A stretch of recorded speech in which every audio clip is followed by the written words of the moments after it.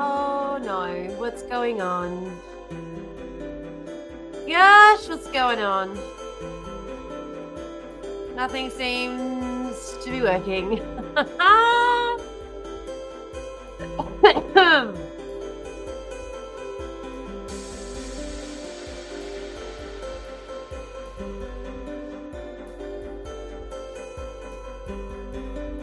Oh, don't you just love it? Good morning, one and all. It is still morning. I'm not that late.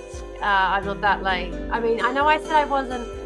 To be fair, I had said we were not even going to be doing one of these little ones today. So the fact that we are here at all is like, you know, how cool, how lucky are we?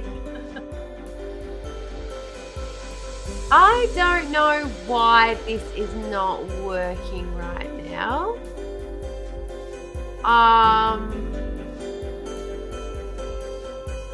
Everything is black. Yeah. Hey, and I can't figure out why. That is...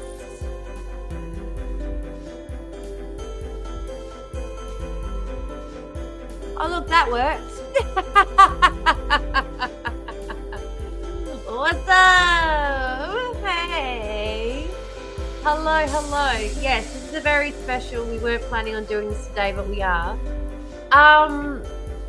Good timing. Hey, look at that. I knew, you know, I just knew it. Yeah. I knew we were in the need of some void right now. That's what's what. I've got to change the background. I have to do some tweaking to this background. So I will be doing that today. But I wanted to come on and say hi and have a look at... I don't know if any of you guys know Sean. Do you guys follow the YouTuber Sean by any chance?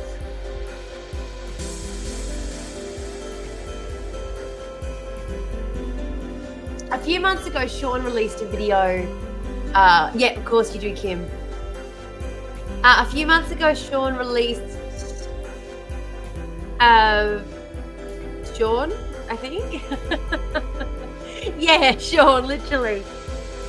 He's one of the OGs. He's one of the OOGs, so he's just a voiceover skull. But a few months ago, he released a video on Palestine. And I just think lately we have not had enough conversation about what's been going on in Palestine. So I thought we could watch his video on Palestine together and have a chat about some of the latest advancements and what's been going on over there. Now, I know that is a pretty hardcore topic and not the kind of thing that everybody... Yeah, he's a skull. He's a skull. I love his stuff. I absolutely love his videos. Him and horses, I fall asleep listening to their videos. I just absolutely love them. It's so, I know, even though they talk about intense stuff, but it's so relaxing that somebody is. You know? I just find it so relaxing that somebody is talking about it. I'll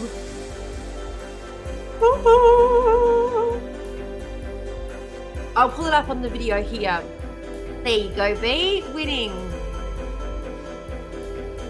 Actually, we do. I think we need to have, like, you know, what do you call it? Our media recommendations. I need to do some tidying up on the Discord as well. I don't know. I feel like I've got to get all of this stuff. I'm going to get all my background sorted. Gonna get all this layout and professionalized. And when I go to pick up the kids, I am also going to stop by Officeworks. So thank you again, Voidus, for your lovely kind donations. Turn the background sounds off. Is it quite bad? Is it? Hang on a sec. Audio. Reduce mic background noise.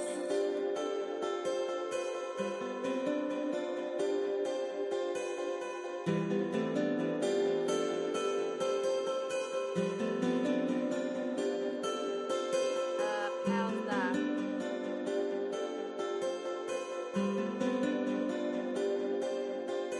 Ad break already?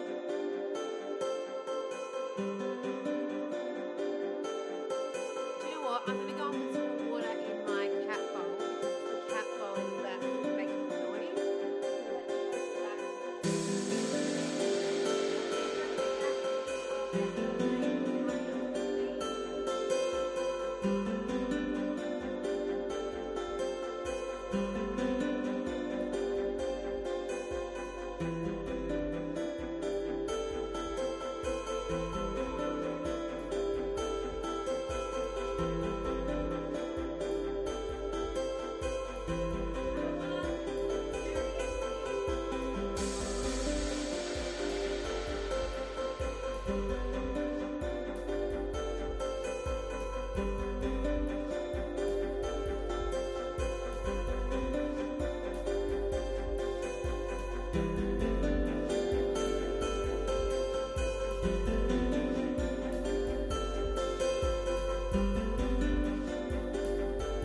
How's that? We can't see out the background noise.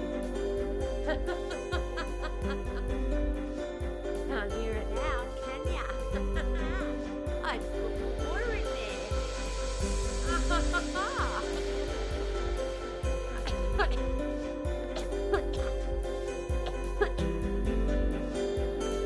Oh, you turn. Oh, shit.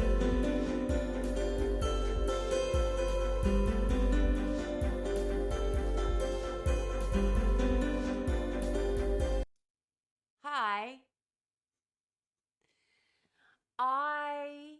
Hey, Jose. I forgot that there was music on. Sorry. I can't hear it. It just comes to you guys. I can't hear the music. It's supposed to turn off it's supposed to fade out when I come on the screen. I don't know why it didn't. Yeah. Whoopsies. I forgot you were talking about. I was fiddling with my audio. I gotta fix that now because I turned off echo. I don't know. I feel like echo cancellation is important, but anyway, yo yo yo, yo yo yo. It's not doing that, obviously. No. Now, yesterday I was making a pair of pants, and I'm nearly finished with it. I'm nearly finished with them. I just have to. So this is the top. What do you call it? The waistband. I just have to stay stitch. Not stay stitch. Sorry, I just have to understitch the waistband, and pretty much they'll be good to go. So I'm very excited. Yeah. That's all I got to say about that. Ooh. No is avoidable in this space. Am I to blame for sending you videos by Jewish colleges about lens? Oh, we're live again. We're back. Hello. We're back from ads. Back to your regularly scheduled programming. So I did think that we would talk about, we would do that video on Sean today. We'll look at Sean's video. But yeah, I did want to show you these pants that I made because I knocked them up in a day. And I know that this is, again, like I say this all the time, I'm aware that this is a privilege to have the education and the supplies and the, like I am aware of my privilege when I say this. But when I talk about little acts of rebellion, This is exactly the shit that I'm talking about. Like, I need a new pair of pants. And so instead of going and buying fast fashion bullshit, which I know that 60% or something, like something ridiculous, some ridiculous amount, like the amount of clothing that is destroyed versus what is actually sold in fast fashion is it's been criminal. Criminal is what it is. Sewing is a skill I struggle with. Yeah. Just the privilege. Just the privilege of subscribing. I see, this is why I subscribe, so no ads. Exactly. This is the privilege. This is the privilege.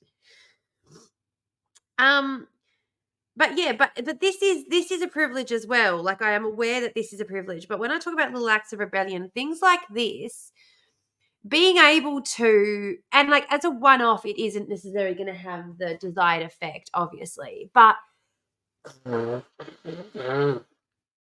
if we start more and more to make communities where instead of we change our habits, if we change our habits so that we need different things from our communities, so instead of needing, to somewhere where I can buy cheap clothes, what I need is someone in my community who can help me mend the clothes that I already have, because I've changed.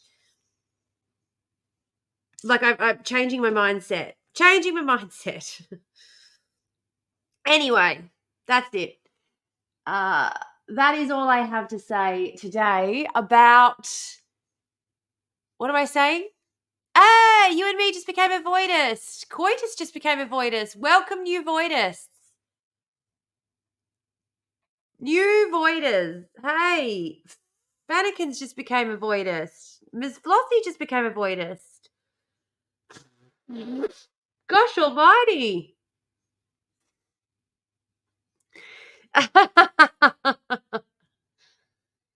Thank you so much for joining the void, peoples.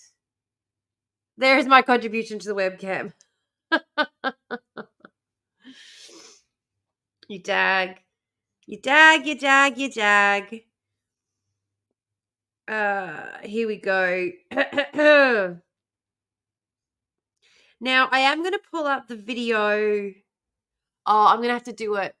Yeah, I still haven't worked out my sound through OBS. I was fiddling with it the other night to try and figure it out, but no good. No good.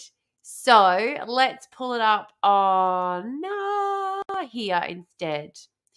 No, I don't want to search across my channel. No, thank you. I want to go home. I was watching a video about just pearly things earlier.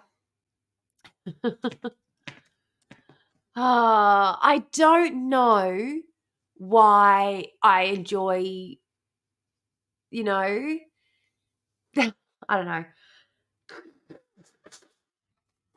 All right.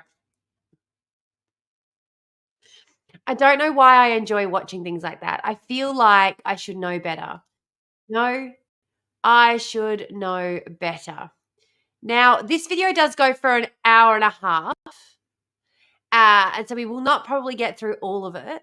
But I would like for anyone who is not familiar with Sean's work to go and check it out themselves and go and look at it themselves anyway. So I kind of feel like it's better to not watch the whole thing together, but watch it to get an idea of the things that's discussed. Oh, see you, Juzzy. Bye. Literally just walked down the lunch. I was watching videos about lost wax bronze castings. There you go. Oh, back to work. See yous at 4. Okay.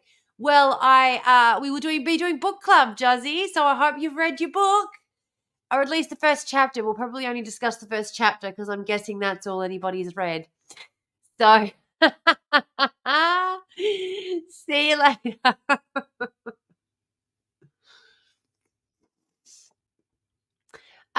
Yeah. So same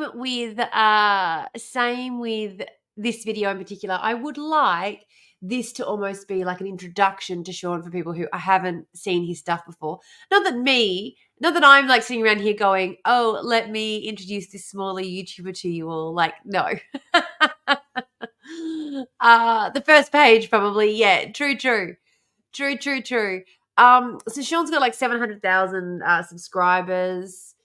Uh, but yeah, this video came out 2 months ago. Noah Samson is another YouTuber who's been talking a lot about what's been happening in Palestine.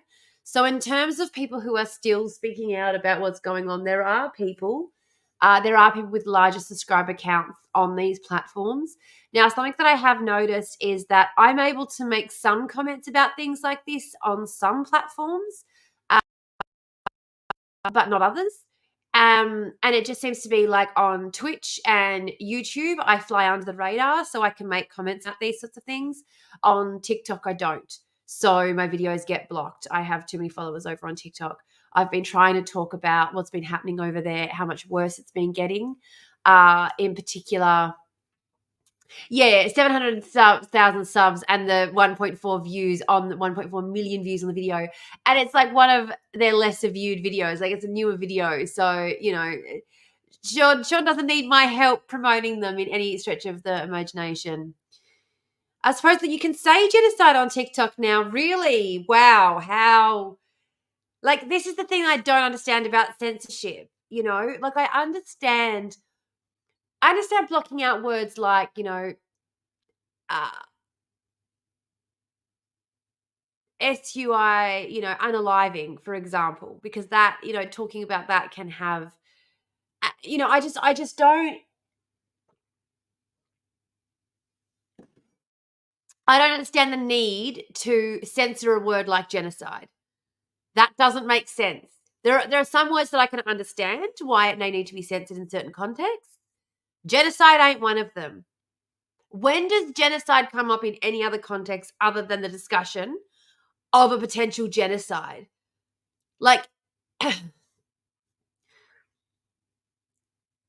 there's stuff missing from all this though. People have seemingly no idea what the end solution is ever going to, given Israel's history. I think it's pretty. I mean, I don't know if I'm being too negative, Nelly, but I do feel like I do know what their goal is, and it's the complete annihilation of the Palestinian people.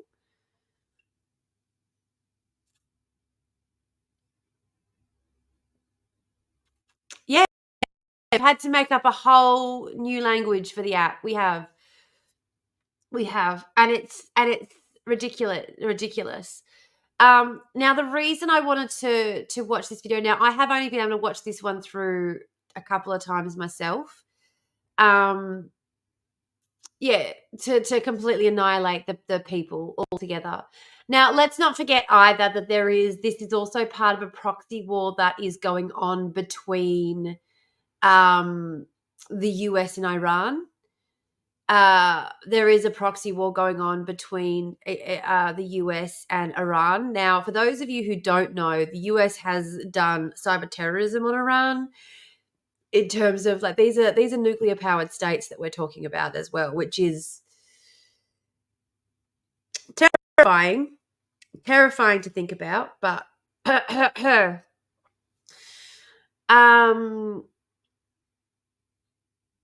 one of the things that I do find so disgusting about this is that, again, when we're talking about a US election happening in November, something that I want everyone to keep in mind when we are discussing, aware again that this is an audience of people who are probably more aware rather than less, and so don't necessarily need to have a lecture on this sort of thing. But the US election, like whenever people talk about the fact that, what are we supposed to do about this? Like these targeted attacks on Palestine wouldn't be possible without the operating facilities at Pine Gap in Alice Springs. This genocide wouldn't be possible without the assistance that's being given through a facility being operated on our soil in the middle of Alice Springs. Now, I grew up knowing about this facility because my grandmother worked there before I was even born as a cleaner. Everyone who works there is a cleaner. That's just what every single person who works there is called. Don't know what her actual job was, but anyway. I didn't realize that it was such a secret. Like it's not really that secretive. Like it's not like, yeah, I still got to look into Pino Clean. Yeah. So I was really unaware of how people were so unaware of, uh, for example, the Rudd Gillard years. Um, Obviously the reason they wanted to get rid of Rudd was because he was a threat to American businesses because it's all about, like, one of the reasons that the Liberal Party schism was so unheard, like, no one could see it coming, was because it was completely internal, whereas the Labor Party's issues are often more external as well. It's annihilation of Palestine for sure. Yeah. No. No. Yeah. No, Palestine isn't going to survive as a place or a people. Absolutely, it's not. And what we like, I think one of the things that really, what was that movie? What was it called? The Zone of Interest.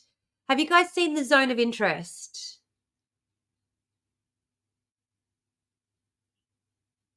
Yeah.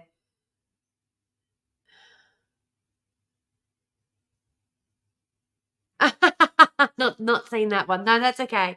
So the Zone of Interest, when they were making it, I was watching an interview with the sound designer when they were making the film, because they actually made two different films.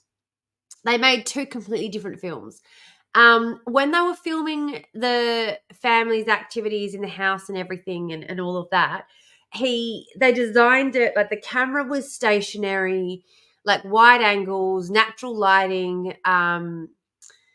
Say that again. You know the sound designer? No, I don't know the sound designer. I was watching an interview with the sound designer. I was watching an interview with the sound designer, sorry. And they were saying how they basically created two films. So there was film one, which was what you saw on the screen, right? That was all completely finished and everything. Then there was film two, which is the sound design that's going on in the background. So all the sounds and things that you're hearing throughout the film, um, the actors who were on set weren't hearing that when it was going on, which is what lends itself to this idea that the actors are blocking it out, they've become immune to it, they're ignoring it because it's not actually there. Like there's an entire second film with a script, with a, like, with a cast, with a budget, with a crew, that was just the sound design for the film. And it was done in such a way that the whole time you're just watching this family existing throughout this, like living right next door to Auschwitz with just a wall separating them. And you can hear the horror of it the whole time through the film. But one of the things the sound designer said, when he was talking about it, was that he came in one morning after he'd been working on it and turned on the sound where he'd been up to partway through a refrain, and was blown away by how loud this train noise was. It was like, whoa, shit, like I got to rebalance that.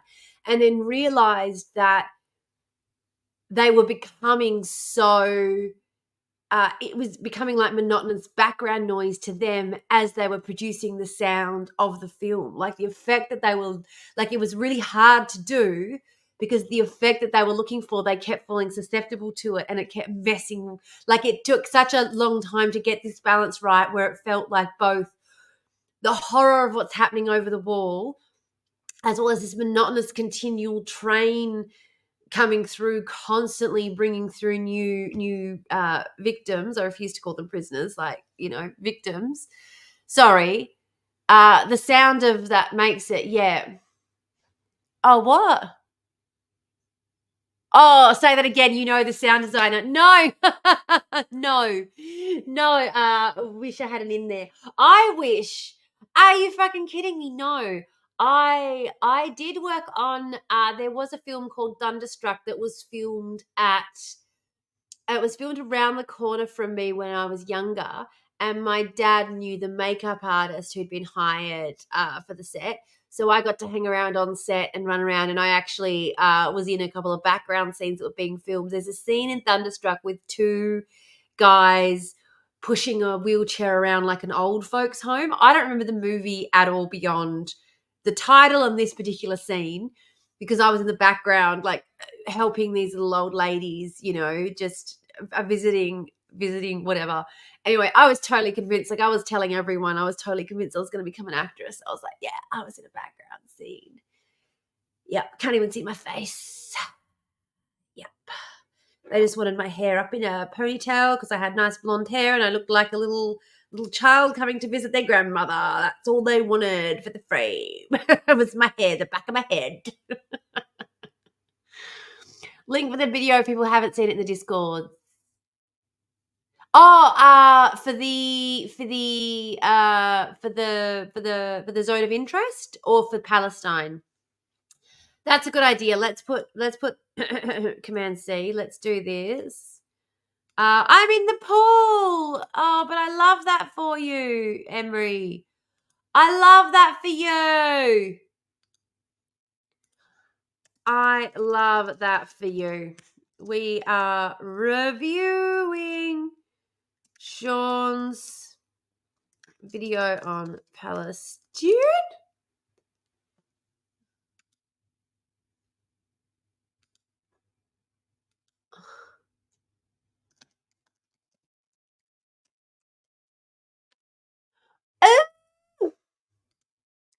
Ew. I do feel bad that I always do this to poor Emery.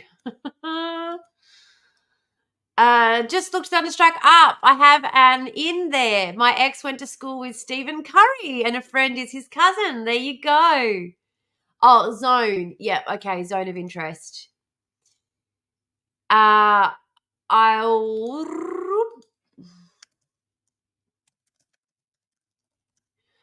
the zone of interest, I honestly do think as well that in terms of, so I'm going to put a link in, this is the video that I've been discussing, but in terms of movies that also tell a story in an interesting way, or like it's not just about the story they're telling, like if you're going to walk such well-trodden, you know, such well-trodden narrative refrain, I suppose. I don't know what, as the Holocaust, finding an interesting or different or engaging way to do it is, I think, one of the best ways to remind us of just how horrific it is. Because I remember when I saw The Boy in the Striped Pajamas, I remember when I saw that, I was like, that's a good way of telling the story differently. Because the whole time you're sitting there wanting, you know, this kid to be saved, and it's like it almost makes you sit there with it and go, I mean, I did find it a little bit tacky in places, don't get me wrong, but it almost makes you sit there with it a little bit at the end and just go, it's already happened. Like, this tragedy has already happened, and I feel like when we're talking about something like that and we are looking at something like what's happening in Palestine, that's what really breaks my heart, is the fact that, you know, stories like The Boy in the Striped Pajamas, where it's like if someone stepped in at the right moment, this kid could be saved. That's what we're dealing with now. That's what we have now with Palestine. You know what I mean? That's what we have. That's the situation we're kind of looking at. Yeah, it's an iconic piece of cinema. It'll certainly lead to more understanding of what happened in the camps. And yeah, absolutely. And he was talking about the way as well, not much use if you want to work. Yeah. But he was talking as well about the way that they sort of looked at what was happening in the camps during that time. They wanted to get it as accurate as possible. And there had been like large shipments of people coming in because the Germans had gone into France during that time. And so there'd been a lot of French people being brought in to the camp at Auschwitz. And so they were wearing like jacket lapels, microphone lapels, and walking through the riots in France, and we're hearing all the shouts and the screams and sampling bits of that and what that sounded like. Sounds of, and you know, that's what he said. He said, you know, sounds of French distress, sounds of French pain. So that it sounded, because one thing that they really struggled with that second film, the minute they tried to get voice actors or sound actors in to do those, to give them that kind of performance, it immediately, because everything else was so like the framing of the family, the lighting of the family. It was all very like stock. Cameras were set up in the house in locations, and the family just like went through their activities basically ignoring the cameras. There wasn't a whole lot of, like, it was very naturally shot because the sound design was the thing.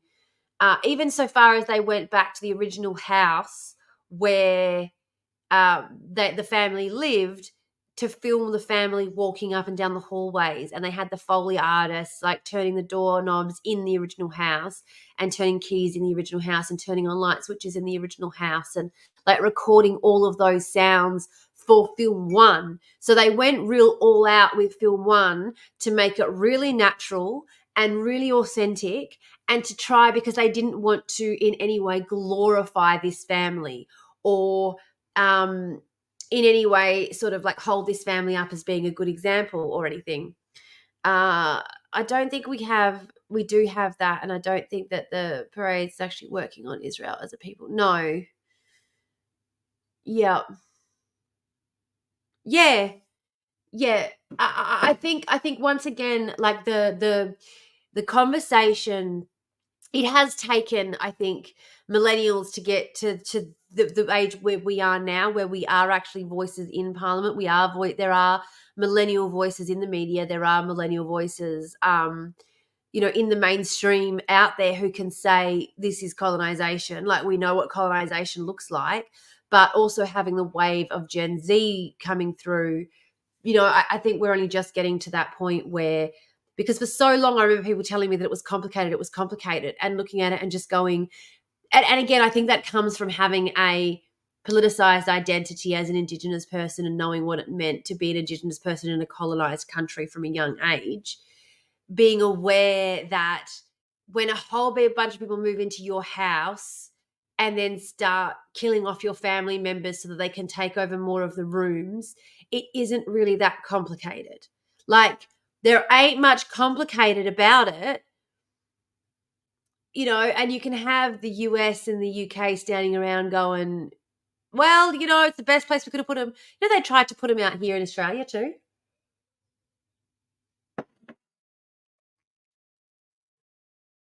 Yeah. Yeah. Like, why the fuck haven't we tied it to Pine Clean? Why haven't people realised what part Australia's playing in the genocide of the Palestinian people? Absolutely. And it is shocking. It is shocking when people are so ignorant of it. Yeah. We could end it tomorrow by Parliament decree. It is all about the money. Absolutely, it's all about the money. Let's not forget that Whitlam wasn't trying to shut down Pine Clean.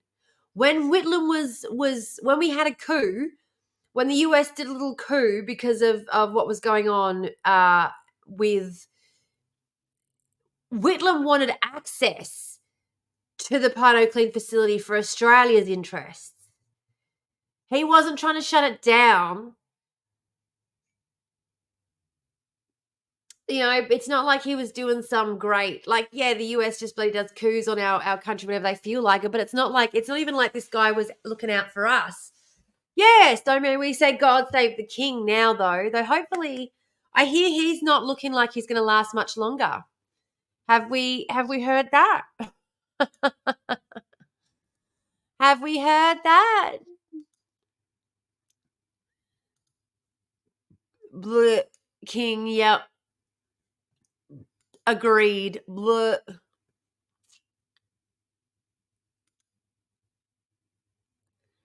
The Void After Dark group review.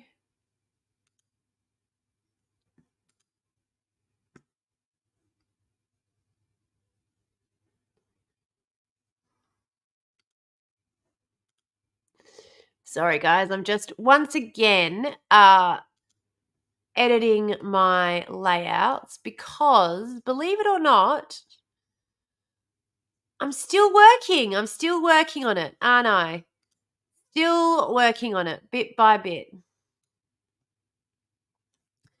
Now, World War, and I remember military bombed. Hello, everyone. Today I'd like to talk I gotta say that, hello everyone. Every single time I do a video, I have to fight myself not to start with that. Hello everyone. Today, hello everyone. Sorry. Hello. I'm sorry. I gotta stop. I can shut up tomorrow. My mate's father-in-law was involved in relocating the Jewish after World War II. Yeah.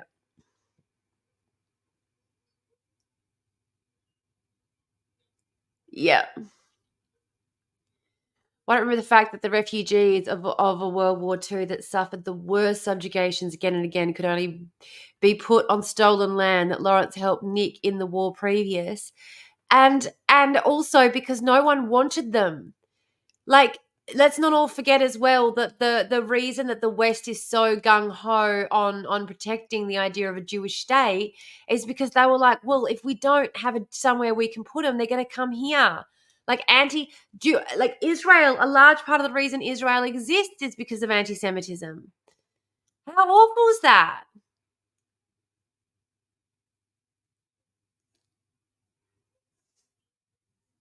How awful is that? Yeah, yeah. Oh yeah. I again would absolutely would agree on that as far as there we go. That's what I was looking for. That's the button I was looking for. Can never remember what it is.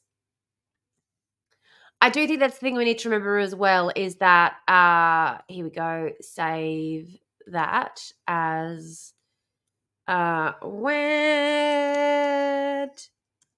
word update layout. Thank you. Void after dark. Okay.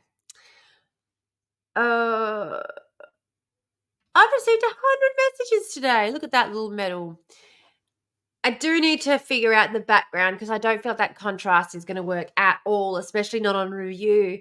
Hi, everyone watching us on the review later on, which I know people do because we've got we hang out with 6 of us in here, and then it's like view count is 20 on the review. So I'm like, oh, hello, reviewers. The review viewers. These people were quite happy being Russians or Germans. They weren't Jews first from Israel. They were Russian Jews, but the mistreatment was barbaric. Yeah, was barbaric. Yeah, absolutely. And that is the thing as well. I think that um,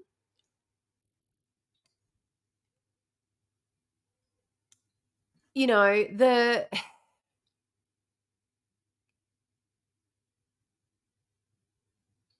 we keep making excuses for why each time is different. And I think with what we're seeing with Palestine right now, is it's a little bit too obvious to too many of us that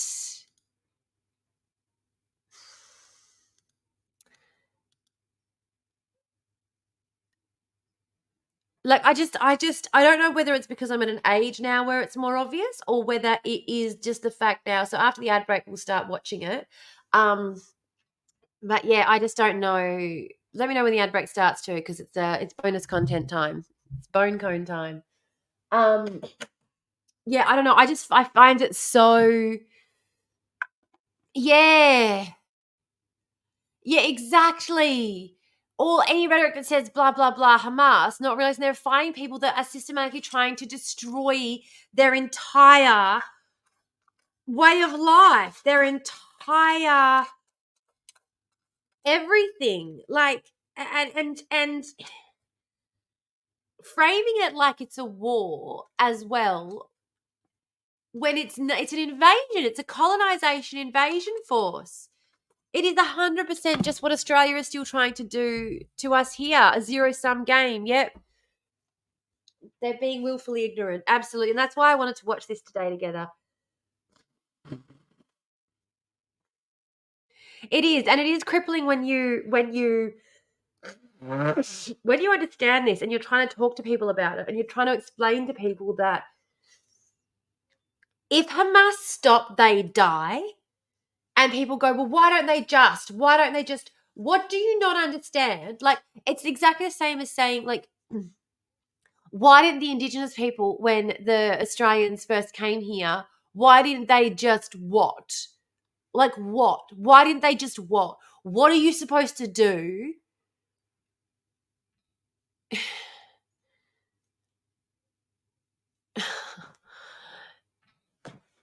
If Israel stopped, they die too. But actually, if you look into the way that this war has been continually propped up and propagated, if you look into,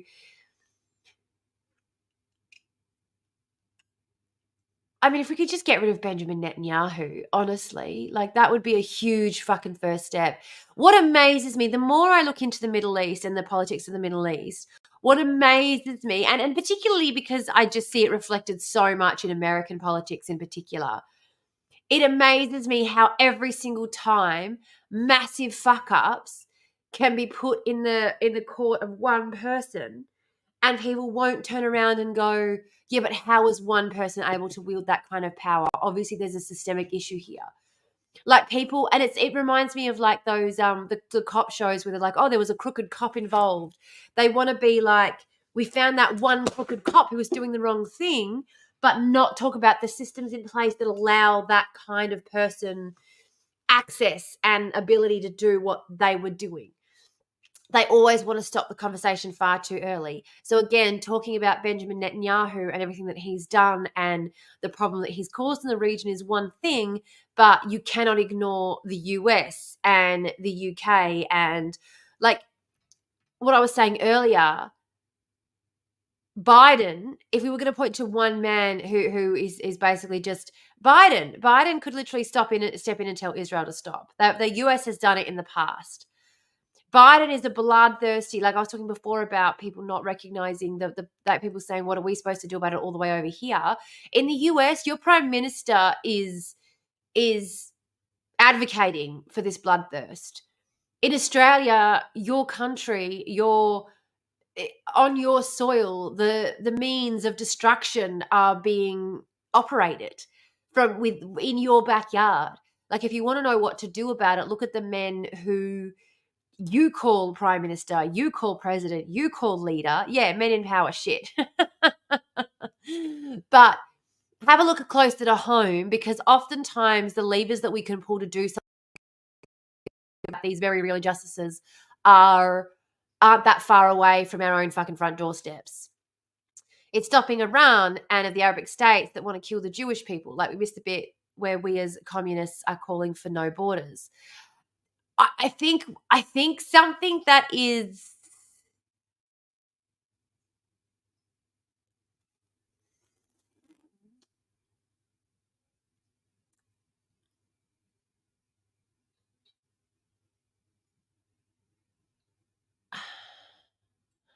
I don't agree that religion should be a thing. As in, if you in your small community want to believe and support and have a faith of some sort, great. But in the similar ways that, like, I think faith should operate the same way it does in Indigenous communities, like it does in our community, where it's a local tradition. Like, yes, there is a wider belief in a spiritual realm, but there are local traditions and local customs, and there's an understanding that we don't all have the same beliefs, and you have to show respect for the customs and the land that you are standing on.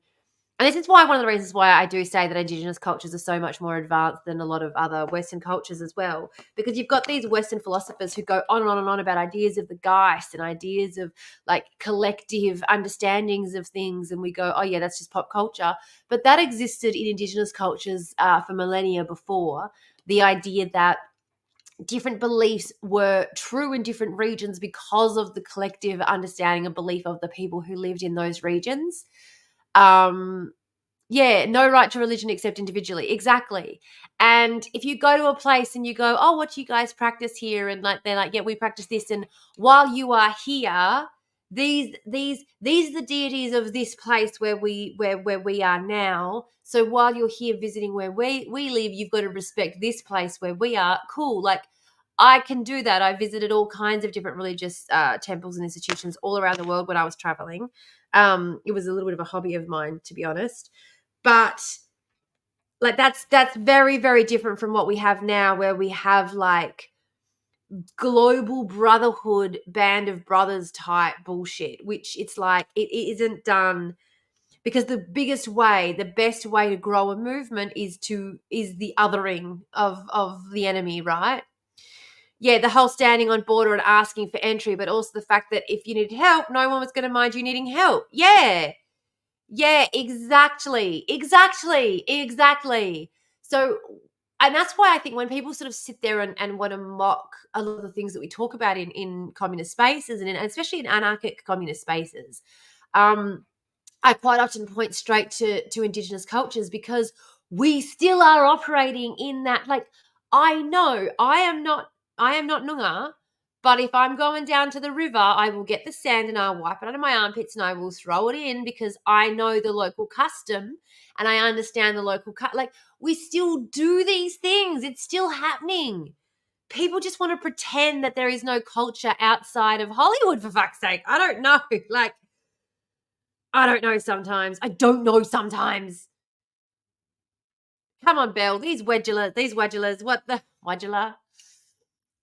I keep saying wedula. I'm like, too Western. I'm so on my Western dialect. Wedula. Wedula's the northern. Gubbers. Yeah. The whole standing on anyone with half a brain knows anarchist culture comes from Indigenous practices. Anyone with half a brain. Unfortunately, there aren't many of those. Yeah, Migaloo. Oh, white fella. They make me laugh. I haven't put on TikTok today either, which is why we don't have many people. I actually just didn't have the energy for TikTok today. I know that's terrible of me, but I just didn't. I just didn't have the energy for TikTok today. Uh, but it's different for different regions. Fuck TikTok. Yeah, exactly. They are. And like, it is good because quite often there'll be people who are like, oh, and they will jump across. Like, there's quite a lot of people who will jump across over onto Twitch and that. And I think I will keep doing that on like Mondays and Fridays. But I think Wednesdays, I would just rather have a little bit more chill. Or maybe just this Wednesday. I don't know. I'm just feeling like I need to be a bit chill right now. Maybe it's just me. Yeah. you're you're you're a fabulous mod. Kim, do not. We won't take any negative self-talk around here. Thank you very much. No negative self-talk around here. Absolutely not. But yeah, I am just finding that midweek slump for me, the Wednesdays is the hardest day. And I mean, it's probably just because Emery's not here. Let's be honest. If Emery was here, I bet every day would be a I act like it's my birthday. Oh, I should get my record player out. I will tonight. For book club tonight, I'll set up. For book club tonight, I'm going to set up so I can play the records. I can play my records while we sit and chat because it'll just be on the Discord. I'm not going to bother doing it on.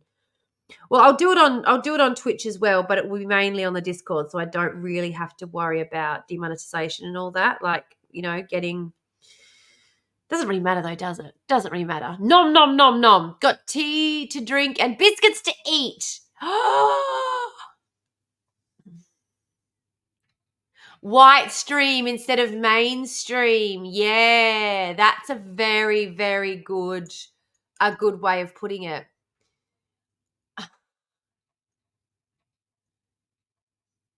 Yes, that makes my heart happy too. I want to know this. Why is there a significant call for Remain?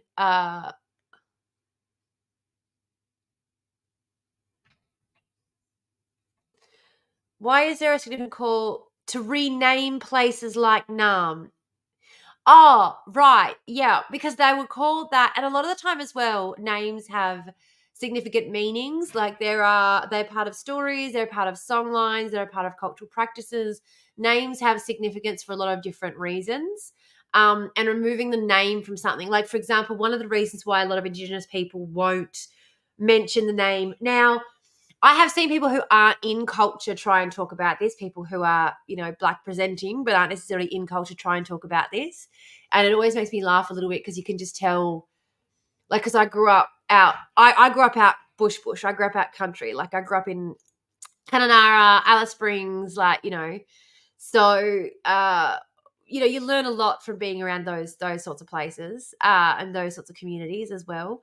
But if you call on someone's name once they've passed, you can actually summon them. Like the spirit world, the ancestral plane is very closely linked to ours. Our ancestors and things are always kind of with us. So if you mention and call their name, you're disturbing them. You can bring them up.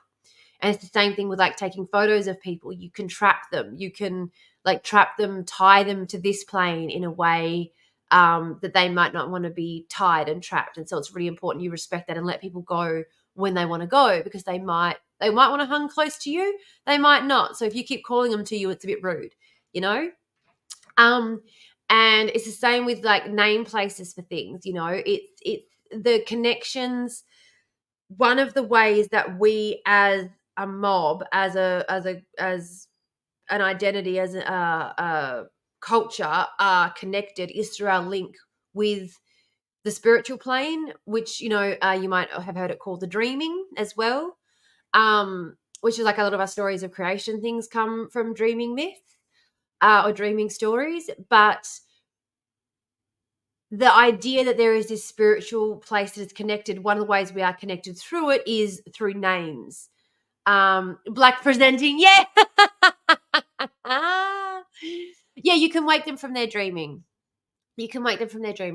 But places having names and being able to call, like people being able to be in certain places, like once you've passed, you have to be able to, like, names have a very strong connection to the spiritual realm. So calling places by their proper name helps, like, the spiritual plane be able to find them. It helps other people be able to access them. Like it's there is a very strong cultural, spiritual, familial attachment to names.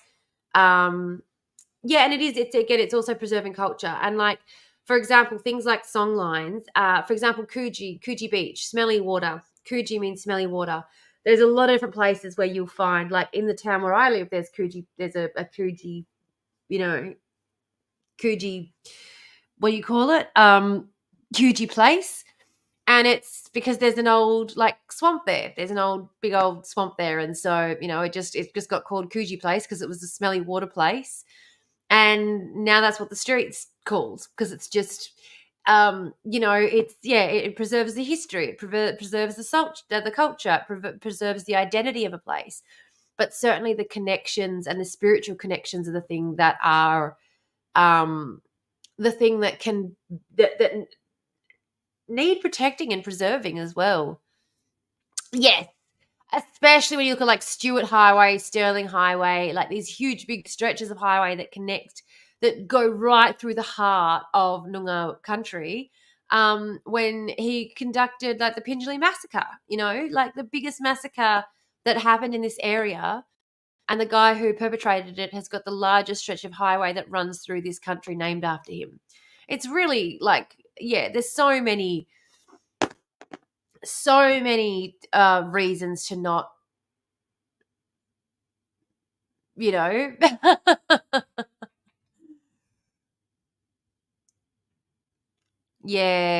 yep. But I think one of the things that people, and I think especially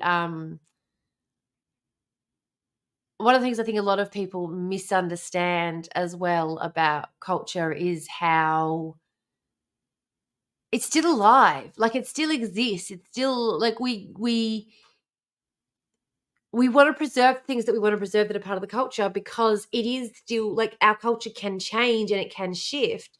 But that doesn't mean that we want it to shift in the direction of the white fellas' identities and being more closely aligned with them and their ideas. You know what I mean? Like, we still want it to be reflective of our Black identity. We want our culture to reflect our Black identity. And so, the places and things that we associate, especially when you're talking about major meeting places as well. Oh, yeah, no. No, absolutely. It is really a really obvious first step, but it is also like there are a lot. It's like when people say, you know, what do you call it? A welcome ceremony or acknowledgement ceremony is just, it's so unnecessary and blah blah blah. Like, it is the bare minimum to acknowledge the culture of the people whose land that you're living on. If you were going to have a if you were going to have a presentation in a church, you would allow the priest to give a prayer before you started. You would respect the church and their methodology for conducting business. That is what this land is to us. Like, you were never disconnected from your, like, this is what I mean when I say to people about, like, I don't like religion at all, because religion is just, it's a part of their lives, where there was no separation of church and state, because the church was the country, the very land that you were living on. Our connection to the spiritual realm and our connection to this country is so imperative to our livelihoods that it's impossible to separate our spiritual culture from our everyday lived lives experience. You know what I mean? Parliament starts with a fucking prayer, but they don't want to start any kind of official engagements with a welcome to country. Now, I'm sorry, but the reason a welcome to country was done was to let the spirits of that place know that you had been welcomed by the local people and you weren't a threat, so they wouldn't attack you. Like, if you notice things going well in your life when you're being really respectful of local cultures, just gonna say, like, honestly. Yeah, more people are saying Nam these days. More people are saying Nam. More people are saying Nam. Wajak. More people are saying Wajak for Perth. Wajak Nunga Buja. Needs painting on all the signs around town. Absolutely it does. Absolutely it does, especially when you consider the fact that Nam, the anglicised name for Nam, was named after Queen Victoria's favourite minister, and it's where the whole idea of Prime Minister comes from. So Scott Morrison and his entire legacy, we can thank Lord Melbourne for that. So, yeah. Nam it is. Fuck that guy. Mengen is Bris Vegas Mengen?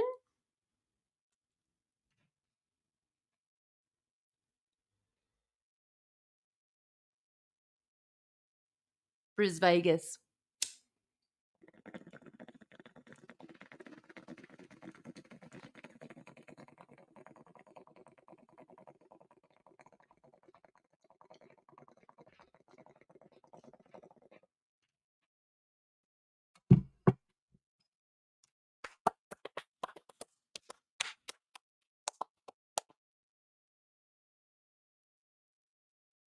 Woo! Woo, woo, woo. Allergy. I do have some bad allergies. It's fine.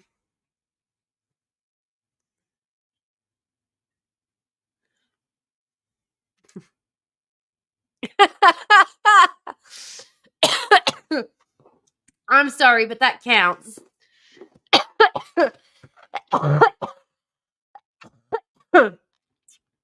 That counts.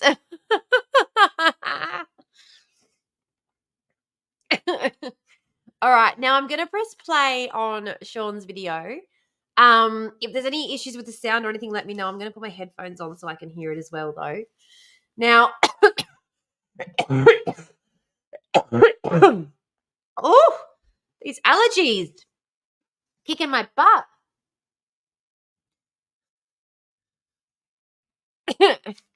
And honestly, if you want to do any, like, if you want to start your own thread called like Kim's Media List, where you like separate it out and do like whatever you want to do. Basically, what I'm saying is, whatever you want to do, feel free. Feel free to take charge. Talk about the ongoing events in Palestine. The power. Now, talking about an ongoing event isn't all that can you hear usual that? for me on this. Hello, everyone.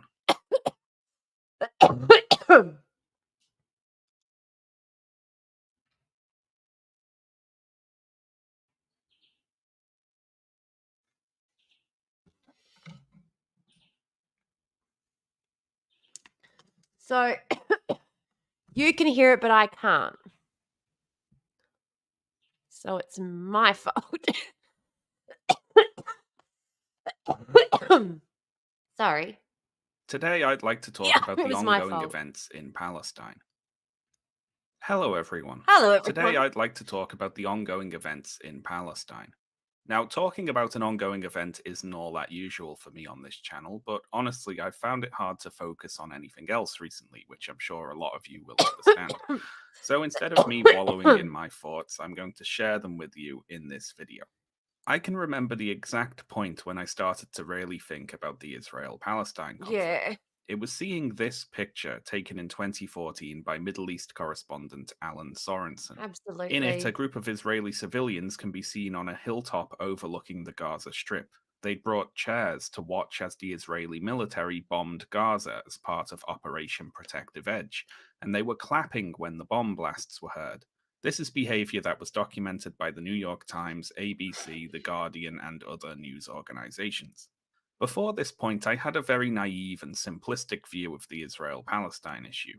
I thought I understood it as a conflict between two religious peoples who had competing claims for the same area of land and occasionally killed one another over it.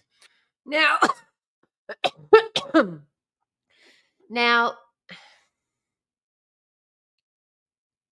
I will.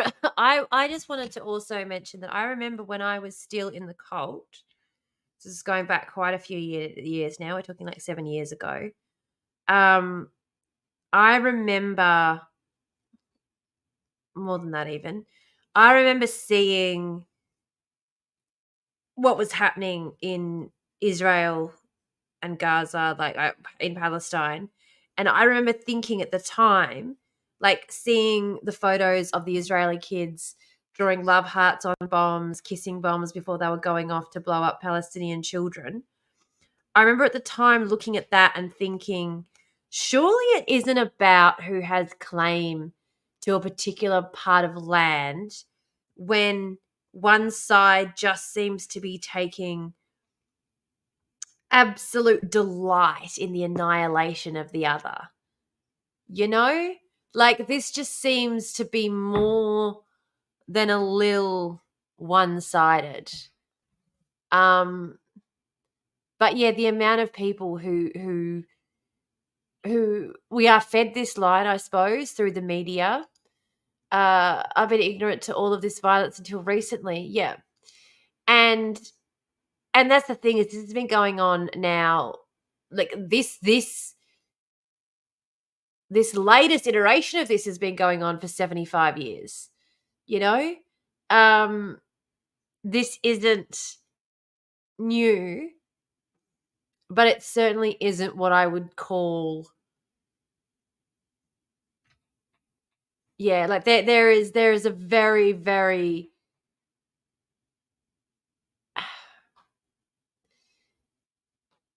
this isn't grey, is what I'm saying. There is nothing grey about what's happening. Now I'm going to press play again and I'm going to, yeah.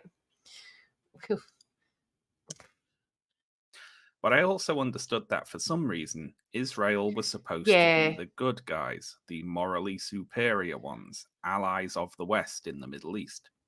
I didn't know why that was supposed to be true. I just knew that that is what my government and other governments in the West were predominantly saying. Now, seeing this picture put a crack in that impression.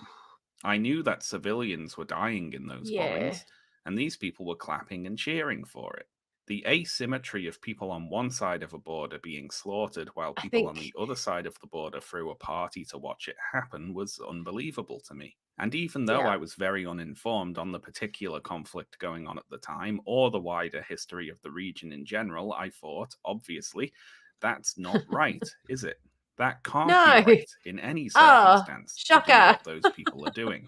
Now, the obvious shallow response to this is to point to a time when a group of Muslim civilians in the Middle East have cheered on some terror attack on the West or something like that and say, see, they do it too, so this is no different. Which, on the one hand, is a very childish rejoinder, as them doing it too would not get you off the hook for doing it, but also, it is different, isn't it? It's very different, because I'm not being asked to support that. My government isn't saying that's good. You see, my government supports just one Okay. side in the conflict. It Yeah. gives military aid and diplomatic cover to just one side in the conflict. And their I argument for think that's this, what and people Israel's argument forget for why it should be as well. When supported, people is that say that other Israel people is a do this as bastion of well. Western like liberal values that needs to be protected, Yeah, protected against no. the implied barbarism of the surrounding Muslim Definitely majority not country. great. And thinking about this even on the very simplistic level, it was But see, that's the thing is it's because it's just, again, it's that whole teams thing. It's just by their very alignment with us, or their very, I should say, their very alignment with the West, that we are supposed to take it as given that they're the good guys. But again, I wouldn't say that, like, again, American imperialism is the number one issue we face today. So, I mean, again, I'm a communist. What what were you expecting me to say about it? But I mean, that's the what, like a big fucking red flag to me. What, you're on the side of the US? God, I should be wary of you then. Yeah, it calmed down massively. Yep. But in terms of calming down massively, it got to the point where they were talking about a two-state solution. And I think that's why, like, again, we want to point the finger at Netanyahu because it was his fault that that completely collapsed. But again, why is it possible for one person to have this much of an effect on so many people's lives? Like, this is, people want to say democracy? Fuck this shit. They're like, unless you're talking about radical democracy, no. Ad break in 1 minute. All right. I just, Well, we're gonna pause there while because we're going on an ad break in a minute, and I don't wanna. We'll wait till we get back from the ad to continue playing more. But I do want to say that I am eternally frustrated with the idea that it wasn't even the right bloody one. I am eternally frustrated with the idea that you've broken Discord. Excellent. I'm eternally frustrated with the idea that there are good and bad teams in the international stage. Like, it's such a realists. It's really what I feel like it is. I feel like in terms of realism, liberalism, constructivism, it's people who say they believe in realism using the liberalism that is inherent in the international system to their advantage to construct a realist narrative that creates this us versus them and keeps them on top. Because again, we all know that the best way to create a movement is to create an enemy, right? Like, Satan did it for Christianity. I did it just for Palestine. We'll tell everyone it was a protest for Palestine. But the US did it with the British. Like, they created the US state in part in opposition to the British. Like, the best way to create a kind of movement is to create it in opposition to another idea. Yeah, yeah, It's acknowledging that any of this shit exists outside of capital when what we want something very, very different from anarcho-communism. Exactly. Exactly. But in creating these teams, it's like our team then has carte blanche because until like the 2020, I think it was the 2020s, no leader outside of the African continent had faced any kind of retribution or any kind of sanctions from any international court. It was very much a tool that was being used by white Westerners to once again disparage countries that were, predominantly, being led by as well people of color. Oh yeah, go focus on work stuff. Fair enough. But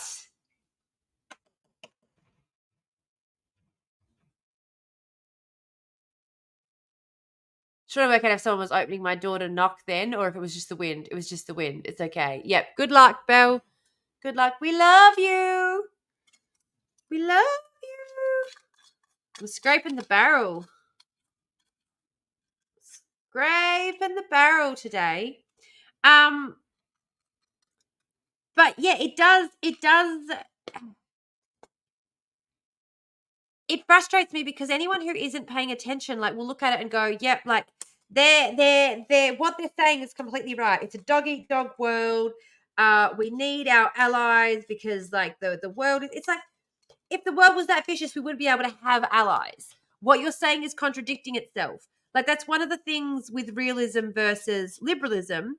Liberalism says that, yeah, it's all about cooperation and working together and allying. And realism says it's a dog-eat-dog world and it's all about who has the biggest gun. And these realists, like particularly in the US, want to sit there and go, yep, it's all about realism. We have the biggest gun. And also all of our allies that we're also going to make sure have the biggest gun. Like, it's basically trying to use the language of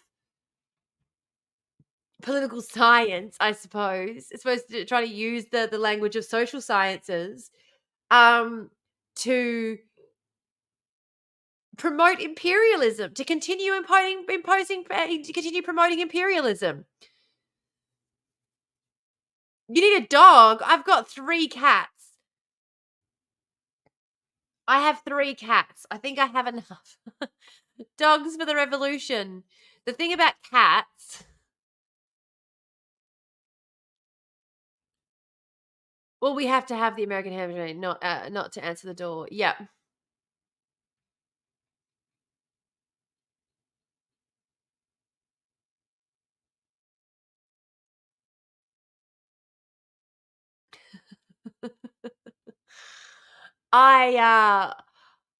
Yeah, I don't know.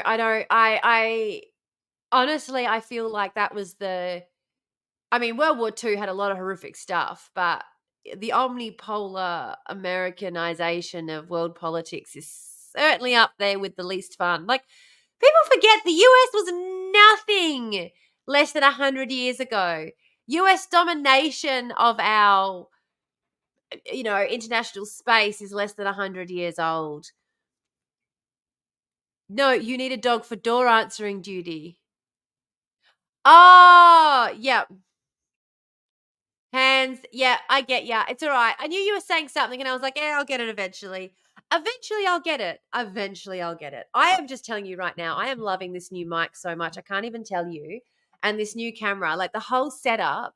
You guys, thank you so much. Every single time I look at it, I'm just like, because all the donations, because everyone went out and bought me the camera, the donations that I used for the webcam donation I used to get the mic instead. So you got me both of these, really. And it has just made my whole setup so much more streamlined. Like it's all tucked away. It's not in the middle. It's not taking up all this space anymore. I should show you my new setup. It's freaking awesome. It's freaking awesome. And it's all thanks to you guys. Anyway, back to the program. being sold to me as a relatively uninformed person, it still didn't make any I'm glad you're sense. glad. There's some conflict going on between two peoples in some far off place, and you're telling me that one side is worth supporting over the other, but that side seems to be the one responsible for the majority of civilian deaths, Yeah. responsible for the majority of the destruction. And I can see their military committing war crimes, and I can see their civilians cheering those war crimes on. If I'm expected to support Israel because of some superior values it's One thing I will say though is that it is unusual for hypocrisy to be the thing that alerts people to issues like this. I know it sounds strange, but people will often dismiss hypocrisy in these sort of like team chat, teams thing. It's not that, but that's how people treat international politics. So that's what we're referring to it as. Okay. supposedly holds, it has not been acting the part, has it? You can't claim moral superiority when asking for support, but then moral I hope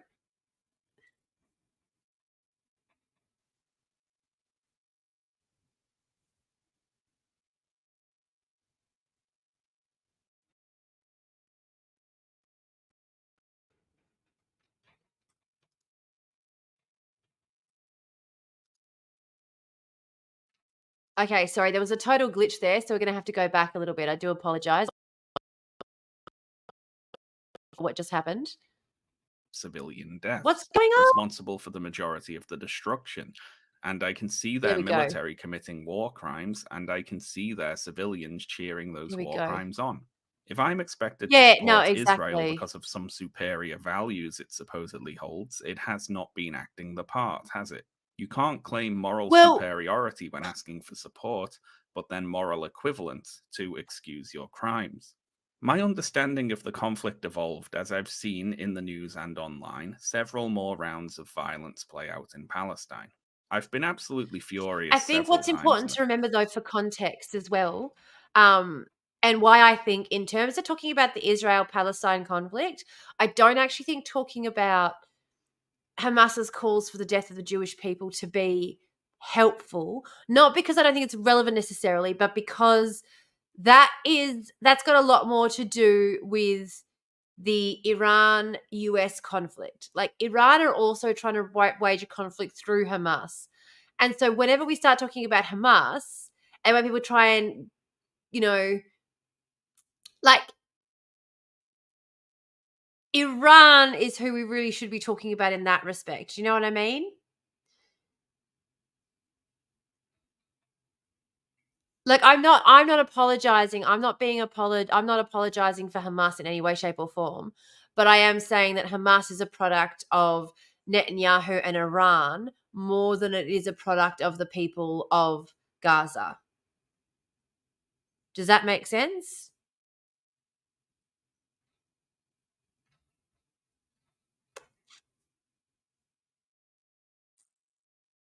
I just think you don't tend to have Palestinians lining up cheering on the death of Israelis the same way you have Israeli citizens lining up cheering on the death of Palestinians.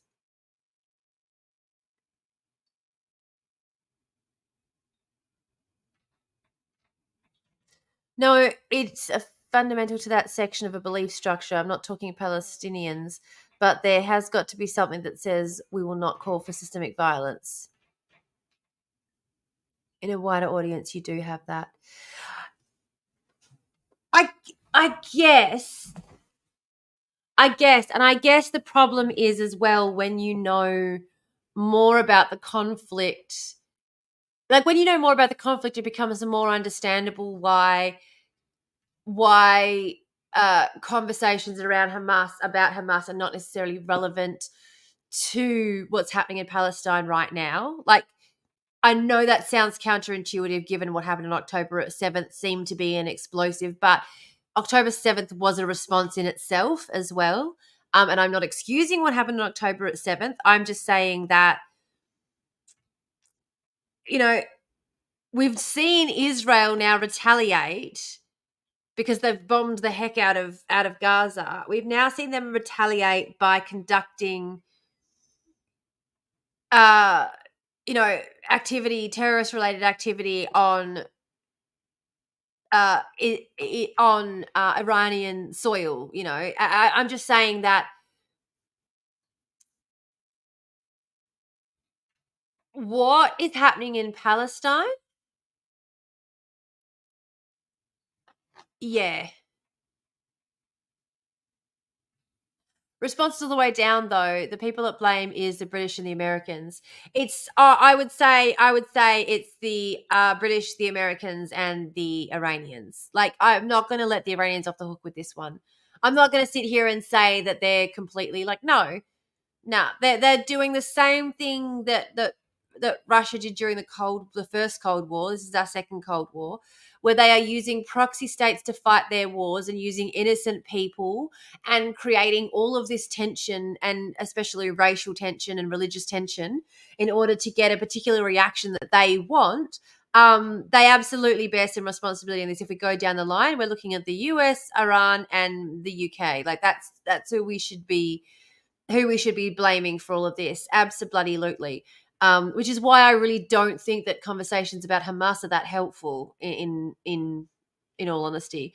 Yeah, it's the remade Ottoman Empire, two sides of another region. Yeah, exactly. No, you're okay. You're okay.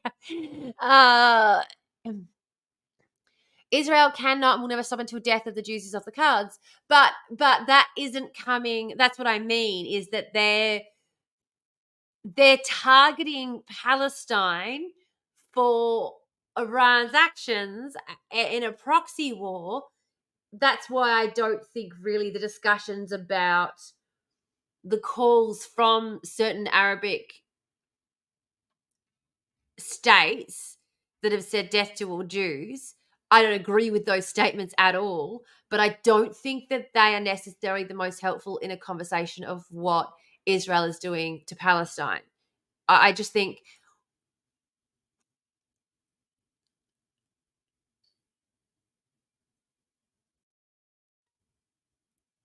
Israel has, again, with its direct attack on Iran through attacking their Syrian embassy, they've shown they're capable of direct attack. Like, why are we still, like, it's gotten so much worse since that. Since that event, it's gotten so much worse in Palestine now. It's considered, like in Gaza, there is nowhere safe to go. There is nowhere safe to go.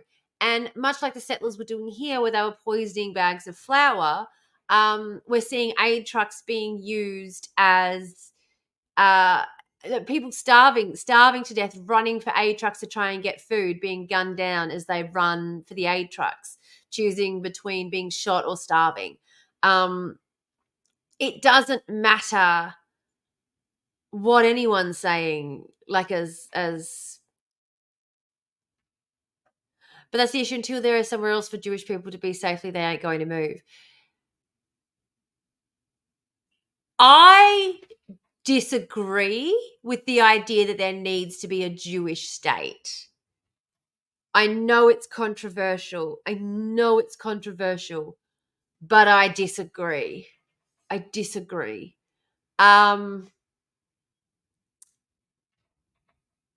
No, but I don't think, what I think is interesting here is that, again, the same way that our fear of crime is used to perpetuate the police state, the fear of the other is being used to perpetuate tensions in the Middle East, which serve the interests of the imperialist nations. Because I don't actually think that the fear would exist. I don't even think the hatred would exist as much as it did if it wasn't for the outstanding work of the likes of Biden and Netanyahu. Honestly, it's all just to serve imperial powers. Yeah, they did need to be accepted, and the problem is, though, is that they didn't want that. They wanted a state, and the idea that they,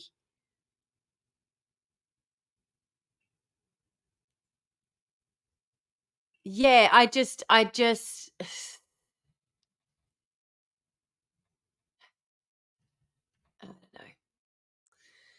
Wouldn't be any if there wasn't any silly god bothering. Yeah, no, exactly. Exactly, which is another reason why I just think that the whole idea of religion is a waste of time. But yeah, but I would say that I can understand why in this particular, well, I do later on he does go into the back and forth a bit, but I do understand why not necessarily in this particular section, and also why necessarily doesn't hit it as heavy as he does talk about what's happening or what the IDF are doing as much. Um, but the more I look at it, the worse it's all going to become. I think what is really interesting though is the Jewish people outside of Israel largely completely disagree with what's going on. Like a lot of the ones who agree with it are in the US and are you know, outside of Israel and the US, there's the Jewish community by and large is completely disapproving.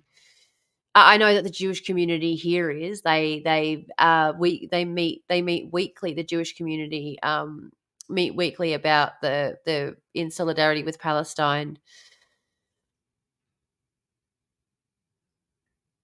I think the thing is that most people who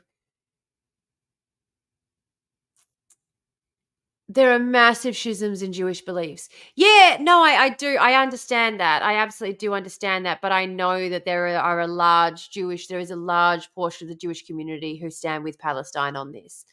Um, Especially if you follow, I mean, if you can still stand to be on Twitter. I know not many can these days.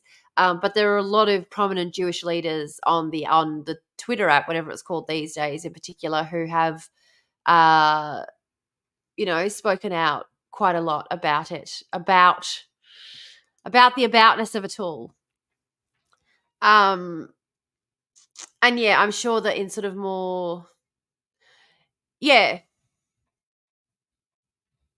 yeah, and I know that, like for example, there are as an ultra orthodox group in Melbourne who I know spoke out against what's happening over in Palestine. But again, there's an ultra orthodox group in the US who keep decrying the Palestinian people and saying that no Jewish person in the state of Israel will be safe until they're all completely wiped out.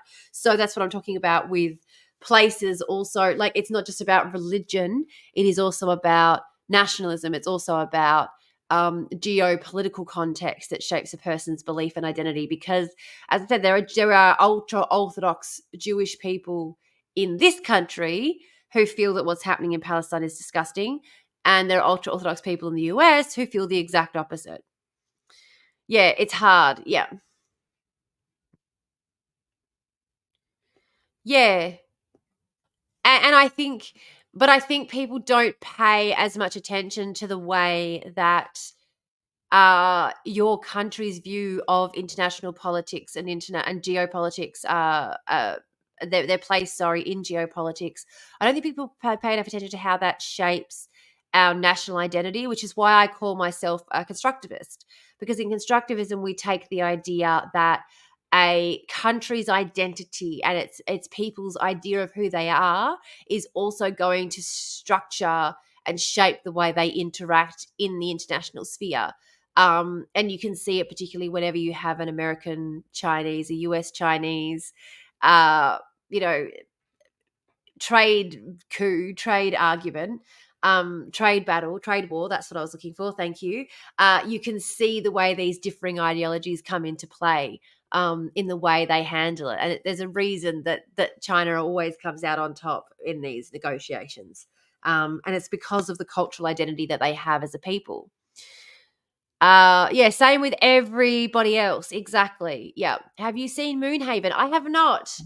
I have not. I'm not familiar with Moonhaven. Then again, I'm really bad at remembering names. So it's one of those things, again, I could have seen and will remember it upon having my memory jogged, but no, would not have any clue what you were talking about otherwise. ah, I know it's hard because I've spent a long time shaping my views about particularly international geopolitics. It's been a very long time. It's been uh, so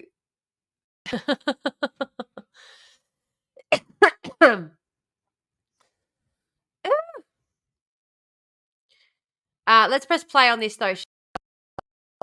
Shall we? Shall we? I don't know.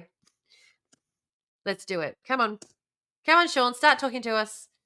Why aren't you talking to us, Sean? Past few years. For instance, when Israel targeted civilian areas with airstrikes in 2021, including attacking the offices of the Palestine Children's Relief Fund, a children's medical charity who I was raising money for at the time. Don't the forget that they're PCRF able to do organizes all of free medical this. care for children, and Israel's military hit them with an airstrike.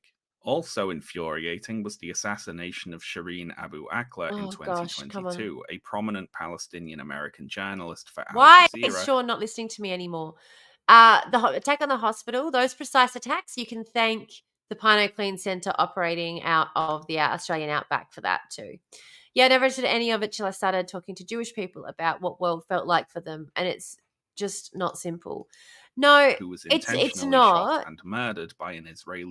But again, I think having an identity myself that has been politicized from a very, very, as I said, from a very young age, and knowing from a very young age, what it could mean for me if, that other people could decide things about my life based on an aspect of my identity I had no control over. And so I had to hide a part of myself in order to protect myself from those judgments people were making about my people, me and my people. I can understand that absolutely, and feeling like, like I just got to be honest. I got to be honest right now.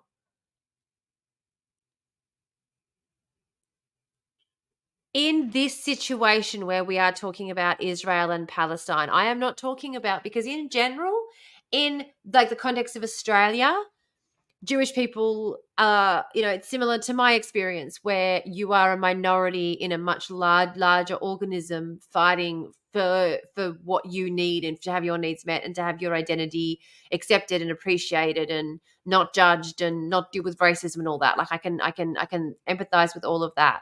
But when you go into a situation, like if we were to take it into a situation where the Indigenous people in this country had nuclear missiles that could directly target children's hospitals, specifically targeting white kids in order to get all of the white people out of Australia. And this is a context where it was our home first before the invasion happened. I still would not be saying that Indigenous people in the US would be cheering that on necessarily. Do you know what I mean? Though they might. But I don't actually think they would. That's what I mean. I think there is a big difference between what is happening in the context of Israel and Gaza and Palestine,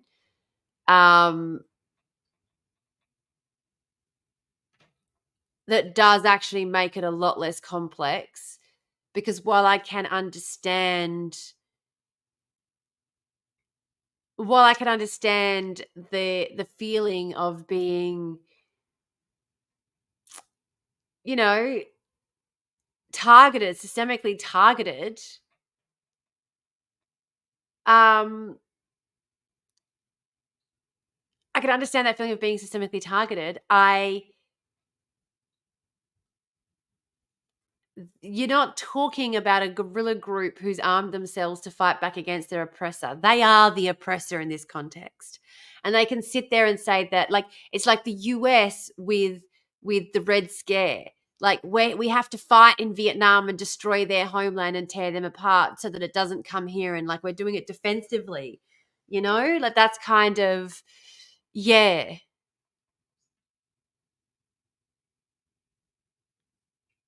Exactly. And I think that's the thing, is that in this context, Israel is the aggressor. It's not a matter of, okay, they need to have certain assurances made first. It's no, they have to stop first. They have to stop. They have to stop. And then we got to fucking sort this shit the fuck out, because this is, we can't keep having this shit go on. But yeah, but I would definitely say that anyone at this point who's saying it's too complicated to, just they're also ignoring the fact that Benjamin Netanyahu is one of the biggest funders of Hamas. Like, you can't tell me that Benjamin Netanyahu is one of the biggest. Anyway. Defense Forces sniper.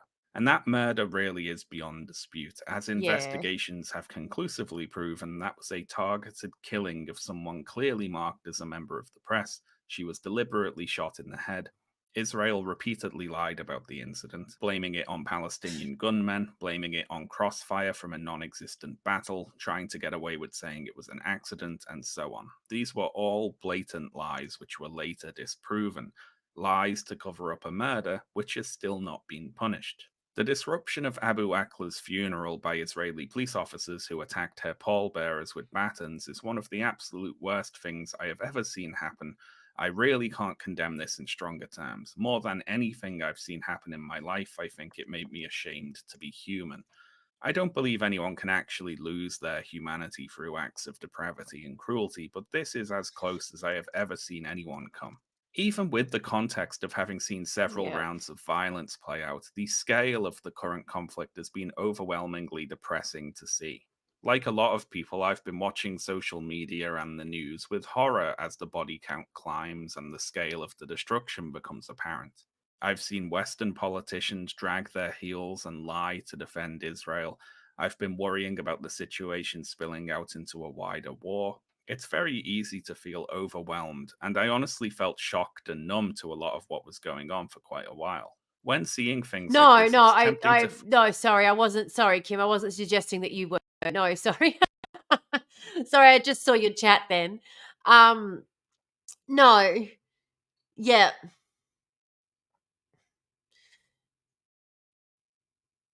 I see, that's the thing. I don't agree. I don't get how we get past the kill all of X on either side, because they are both doing it. They're not both doing it though. See, the difference is what we're talking about is everyday Israeli citizens making a game of hunting down and killing individual Palestinians. The language of death to the Jews is coming from Islam, is coming from Iran and Hamas. It isn't coming from the Palestinian people. That's what I mean by the kill all of X on either side. They're not both doing it. That's exactly what I'm saying. They're not both doing it. You don't have videos of Palestinian kids joking about how many Israeli kids they've killed. You have videos of Israeli kids laughing about hunting down and killing Palestinian kids. Like, ad break. Yeah, I think it's one of these things as well.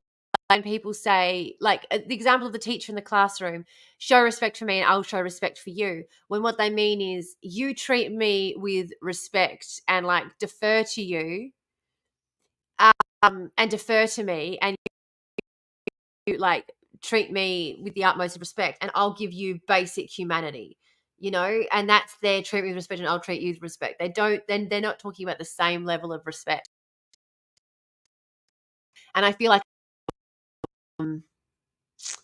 I feel like it's a bit the same with this, where it's like, yeah, how do we get everyone to behave? I really do think that there needs to be a change of leadership in Israel for a start. There needs to be a change of leadership. I also think there needs to be a change of leadership in the US. I don't think that a Biden-led America is going to stop what's happening, because he would have by now. And has stepped in the what it is doing now. Um,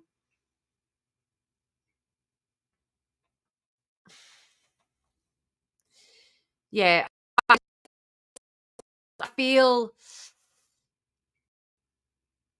I don't know. I feel it's a bit sickening, to be honest, isn't it? Really? Like, it's just a little bit sickening.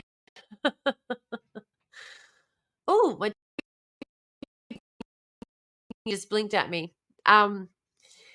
Yeah, but I definitely think, like, because the US is funding this war, Australia, like, it's a proxy war.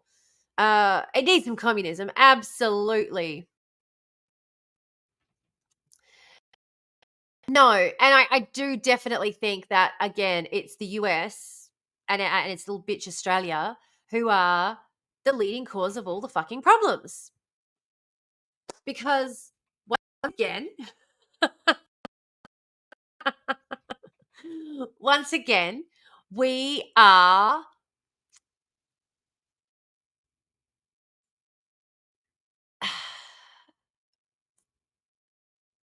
what am I trying to do? Why isn't this work? Oh, here we go.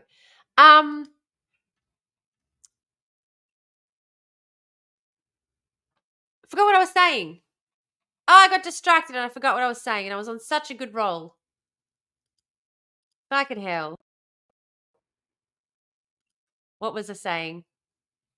Anyway, let's just play on Sean again while I remember. Throw up your hands and give in. Welcome to my despair existence. if Yeah, such a thing ADHD is and possible. autism. There's a desire to feel nothing rather than trying to reckon with the reality of thousands of children being killed while you sit there feeling helpless. Yeah. However, there were two things I saw that jolted me out of the numb state I was in. The first was a poem by Palestinian poet Khaled Juma titled "O Rascal Children of Gaza," written in 2014 in response to the violence of that year.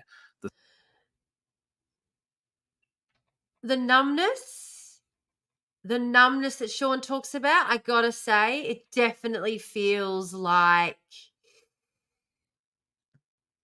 yeah, it definitely feels like I be feeling that. You know what I mean?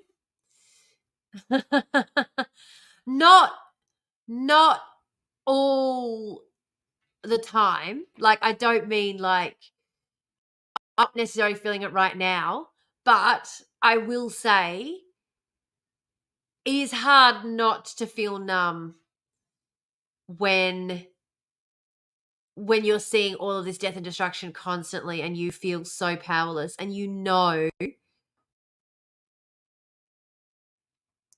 the thing is too is that in 50 years it's going to be the sort of thing that kids learn about in school and they're going to be horrified to hear about, and you're going to be sitting there going, yeah, God. So much more horrifying now that we know more, and it was horrifying enough at the time with all that we knew, really, you know? Ah. The same violence those Israeli civilians on the hill were cheering for. In this poem, the writer first seems to complain about the rascal children of Gaza who are loud and rambunctious. This poem always gets me a bit emotional. I'm pretty sure Sean reads it out, so I'm not going to, but or should I? I don't know. Should I do my best? Yeah, it'll be taught like World War II was. And I mean, like, it is, people are now saying, the first Cold War, because people are referring to this as the second Cold War. Yeah. And around and around and around we go, making terrorists out of children, throwing stones at people with guns pointed at them. I know, but just that line as well where he says, come back, just come back. Just come back. Like, "O rascal children of Gaza, who constantly disturbed me with your screams under my window, you who filled every morning with Russian chaos, you who broke my vase and stole my lonely flower from my balcony, come back and scream as you want and break all the vases, steal all the flowers. Come back. Just come back." Like that. Hey, you're back. Hello. We missed you terribly also. Thank you. Thank you. I'm adjusting the background a little bit still. I haven't got it 100% schmick. Obviously, the contrast isn't right on the chat, but I'm working on it. Little bit.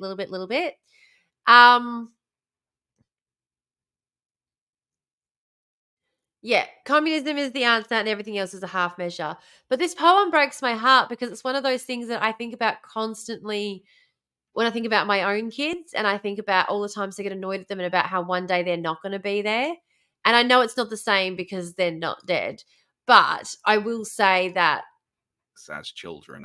I have had moments where I wasn't sure if my children were going to be okay or not.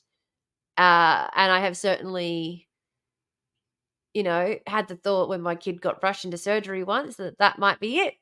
And that was a lot. But even just thinking about my kids growing up and not being here harassing me anymore, making a mess of my house makes me feel sad. You know? They broke his vase and stole his flower and constantly disturb him with their shouts and screams. But then the poem concludes with a plea for them to come back and be as loud and chaotic and disruptive as they like. And this poem really affected me because I have the exact same experience of being irritated at the rascal children of my neighborhood, who are always playing loudly outside my house and whose shouts and games get picked up on my microphone when I'm trying to stream or record audio. And how this poem starts out from a place of annoyance with the local children just dropped me right into the poet's perspective. Yeah. It made me think about how I'd feel if it were my neighborhood being hit with airstrikes and the children local to my area being killed. The next thing I saw that really got to me was a video of a young Palestinian boy celebrating getting to Oh, this 1,000 boy. subscribers on YouTube and talking about future milestones he wants to hit. Just a young kid wanting to make videos on the internet and entertain people. He was killed by the Israeli military in October. And this felt very personal to me as well because that's what I do. I remember being excited when I first hit 1,000 subscribers. Yeah. That boy should have got to grow up safe. And it's not fair. It's not fair that he didn't get the chance to grow up and that he was murdered. I think the hardest thing as well with a lot of the discussion that we have is that the numbers are so huge and so, I think, unimaginable, really, honestly. So we just don't believe it on some respect. I feel like in some respect, we actually just don't believe that it's as bad as all this, Sorry, Em, we are talking about the most depressing of topics today. Hi. I'm still doing some tweaking to this background, but yeah, we can't measure past hundreds. And so when you do see individuals, it sort of does make it a lot more real. But yeah, it doesn't make sense. Yeah. And when you talk about the fact that nearly, 40% of the casualties in Palestine have been children, I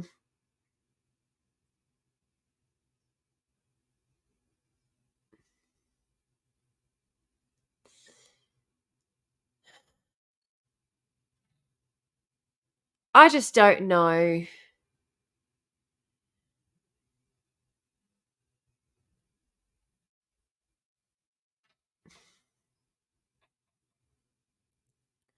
It's hard to hold it in your brain as reality. It's really hard to figure the empathy of it because it's brain breaking.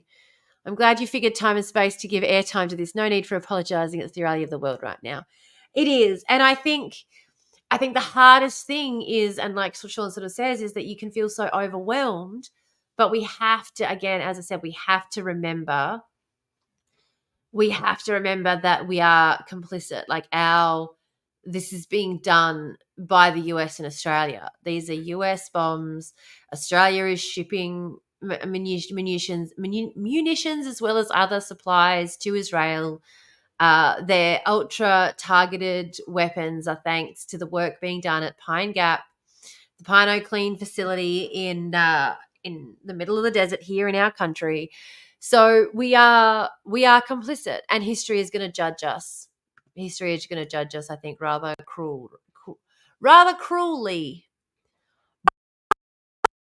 cruelly. And he's just one kid, remember. Thousands of children have been killed in Gaza in the past few months. Here he is Yeah. with his brothers and sisters, all of whom were also killed by the Israeli military. And reading about this boy, I felt like I got a glimpse at just a small portion of the sheer cruel pointlessness of it all, and I broke down and cried.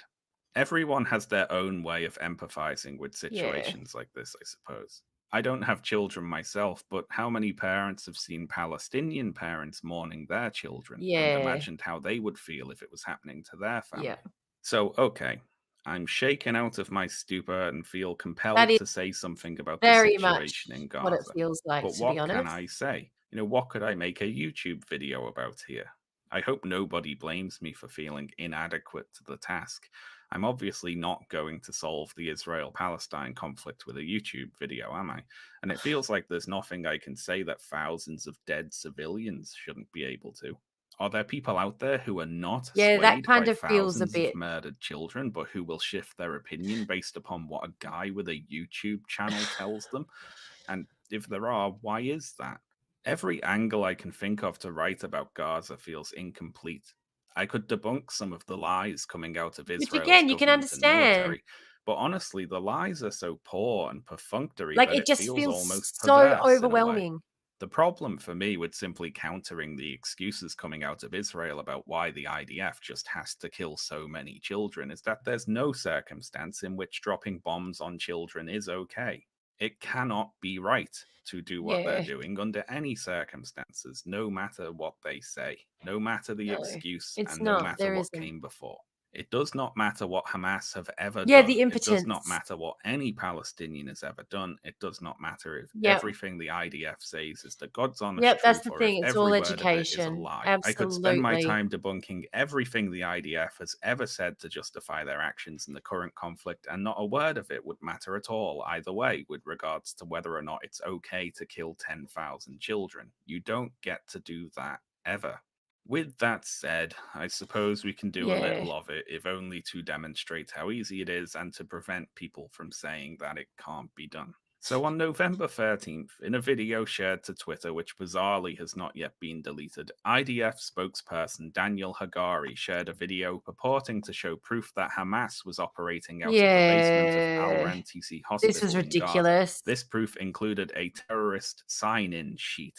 This list in Arabic, this list says we are in an operation. The operation against Israel started in the 7th of October. This is a Guardian list where every terrorist writes his name and every terrorist has his own shift. Now, as people who can read Arabic were very quick to point out, this is not a list of terrorist signatures written by terrorists clocking in for their terror shifts. This Yeah. is a wall calendar, and the words written in the boxes are the days of the week.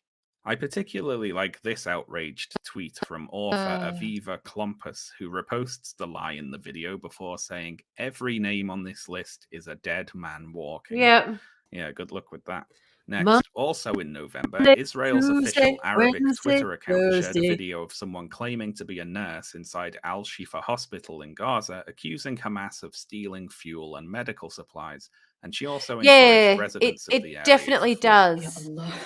It definitely does. The first major conflict Australia's been involved in where the dissemination of information hasn't been so entirely controlled by the mainstream media landscape. But like, for example, this example right here that he's about to give is a really good example of one of the people who has been spreading misinformation online about it, though. In Gaza, accusing Hamas of stealing fuel and medical supplies. And she also encouraged residents of the area to flee. Ya Allah, I can't believe I'm doing this. But the world has to know what Hamas is making here. They're taking over the entire hospital. They're taking over the fuel, the medicine. Like, listen to the bombs in the background. Arabic How speakers suspicious familiar they with accents sound. of the region were quick to point out that the person in the video Vietnam was does mainstream, not but they sound like didn't a want them Palestinian. there. But obviously, Yeah. I'm not able to verify that independently. I do not speak Arabic, but there are a few other things in the video we can notice that are a little strange. Yeah. Firstly, she claims Hamas stole the fuel, but the lights in the hospital are still on. Yeah. Her coat, mask, and gloves are immaculately clean for an overcrowded hospital in a war zone. Yeah. She's wearing differently coloured clothes It's just and so gloves and has a differently obvious. coloured stethoscope to medical staff in other videos shot in the hospital. She has blue gloves, whereas they all have white coloured ones. She has a red stethoscope, while they all have dark coloured ones. She's ostensibly speaking to a Palestinian But she's audience, speaking she's doing so English. in English. She doesn't react at all to the loud explosion sounds in the background and speaks fluently over them. Nothing in the room moves or rattles in response to the loud explosion sounds. All of the loud explosion sounds sound exactly the same, as if it is actually just one sound file that has been added What do multiple you times know? in editing. Sus, Something which later sus. audio analysis confirmed Sus, to be true. sus. Here, they're taking over the entire hospital. I had without morphine. Run away. Don't stay here. None of the thousands of other people present in the hospital at the time can be heard in the background. Even though she has a face mask, she chooses to show her face, which I cannot imagine she would do if she was actually snitching on terrorists operating in the same hospital she works in. And this last one is just a personal opinion, of course, but her acting is shite. And she seems unused to wearing a hijab also. She keeps fiddling with it awkwardly, but that's just a possibility, that one. Anyway, all of that is moot because after this video came out, of course, people just asked the staff at Al Shifa Hospital if they knew who she was, and they said, no, we have no idea who that is. So that's that anyway. Fake news. Next, on November 9th, really the Arab media spokesperson for the Israeli Prime Minister's office, a chap called Ophir Gendelman, tweeted a video claiming to show Palestinians in Gaza faking their injuries for propaganda purposes. Gendelman says the Palestinians are fooling the international media and public opinion. Don't fall for it. See for yourselves how they fake injuries and evacuating injured civilians all in front of the cameras. And if we watch that video, we do see an incident that appears to have been staged for the cameras. We can see people being directed how to move as if they are actors. We can see a makeup artist applying makeup to a child, and that child later posing happily for the camera while covered in fake blood. So what's going on here then? Have we uncovered some insidious Palestinian plot to fool world opinion by faking videos of injured children? No, this is a film set. This is a behind-the-scenes video from the set of a Lebanese short film. It seems staged because it is, and they seem like actors because they are, because it's a movie. The cynicism of this one is really quite something. Someone who was aware they were lying the whole time, remember, took the behind-the-scenes footage from a film set and falsely claimed it to be currently happening in Gaza in order to make people think Palestinian children injured by the IDF are actors faking their injuries, which is just pure evil. Now, there's more to report on than we have time for here. There's the 3D animation of the huge Bond villain tunnel network, apparently everyone remember the tunnels? Hospital, which completely failed to materialize after the IDF gained access to the hospital. Hang on, I gotta There's pause the clearly again. faked audio intercepts of bumbling terrorists admitting to... Does everyone remember the fucking tunnels that they could not find? Like, this is what I'm talking about, and we just forget it and move on. And this is what I'm talking about when I say that most people won't be swayed by hypocrisy, because we know that all of this is bullshit. We know all of this has been going on, and yet you still have people defending the IDF. You still have, because pointing out the hypocrisy really doesn't seem to do it for them. It doesn't seem to be enough to wake them up. It's like talking to people who are in a cult. You know, for some reason, I don't know, like the hypocrisy, they've just got so many, I don't know, they can make so many excuses. So many excuses. Anyway, sorry. I'm just getting myself frustrated over nothing now, aren't I? Well, not over nothing, obviously. Not over nothing. Like, I'm not getting myself frustrated over nothing. But it's that people who can't be woken up just by being simply shown the hypocrisy. You've got to dig so much deeper. Closely followed by the cult of their society's religious narrative. Yeah, exactly. Exactly. And I think that's part of the problem when it comes to Israel, is so much of it is also tied up in the idea of the Jewish people coming home to Jerusalem as part of Christian mythology as well. It's just that fucking, it's so gross. So gross. Makes me frustrated. Makes me frustrated. Anyway, not much I can do about it, is it?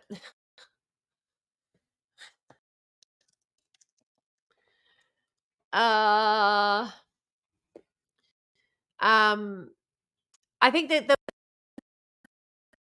thing that we try to do as well, the thing that we try to do where we educate people, we talk about this stuff, like, it is good. Like I said, I've had people who've reached out to me and who've said to me, yeah, like the way that you talk about things, the way you explain things has helped me to think about these things deeper, because sometimes it is a matter of just not having a particular point of view maybe highlighted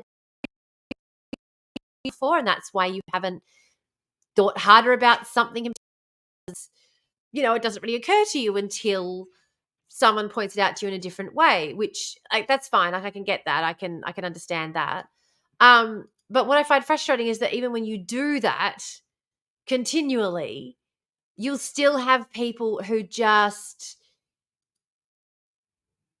cannot, or who will, they're not at least honest about it. Do you know what I mean? It's like that gun rant from What's His Face. Just admit you just want guns. Just admit that what it is you actually just want guns. Because that makes more sense to me than, oops, sorry, my background just changed with no warning. I was hoping to give you guys some warning before it did that, but no. There we go. We're getting bigger. We're moving some things around. Anyway, nothing wrong with admitting you want guns. And that's the thing, is just admit it. Just be honest. Just be honest about whatever bullshit thing it is that you're peddling. That's all I ask.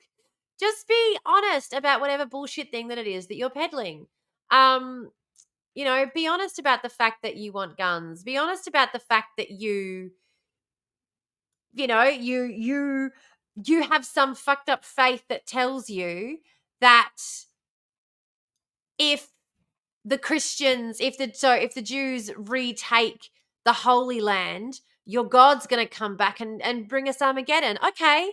Right. At least if you're honest about what it is that you're actually rooting for, we can honestly be like, okay, no, that's fucked. Okay, but it's the people who keep lying and pretending that that's not what they're after, or that they're not, like, just gung-ho for the death of citizens because of their own twisted, like, it's the same with ScoMo. ScoMo genuinely believes, and this is why I just don't think that necessarily Christian people should be prime minister either, just FYI. But I don't have to do anything about climate change because God's going to fix it. And if I'm the sort of person who believes that God's going to fix it, why should I be left in charge of a country where part of my job is fixing shit? Because I think that I think I've got an imaginary friend that I think is going to fix it. Like, I'm locking these all in place just because I feel like we've got a good rough. Here we go. Oh! Alrighty. How's that? Magic happening imminently. Yeah, nothing wrong with admitting you want guns. And that's the thing that bothers me about so much of this discourse, is if you're just going to be like, the reason they won't be honest is because they understand on some fundamental level that but I just want guns, or but I just want God to bring about the imminent destruction of Palestine so that Armageddon can happen. It's fucked. They know that it's fucked. They can't admit that that's what they really believe because they know that's a fucked thing to believe. So they lie to us. Yo, where my vegans at? Morally superior vegan. Thanks for joining us today. But that's what really fucks me off about the whole thing, is that they can't be honest, because if they're honest, then Why is pre-roll off? I don't know why pre-roll is off. That doesn't make any sense. Anyway. All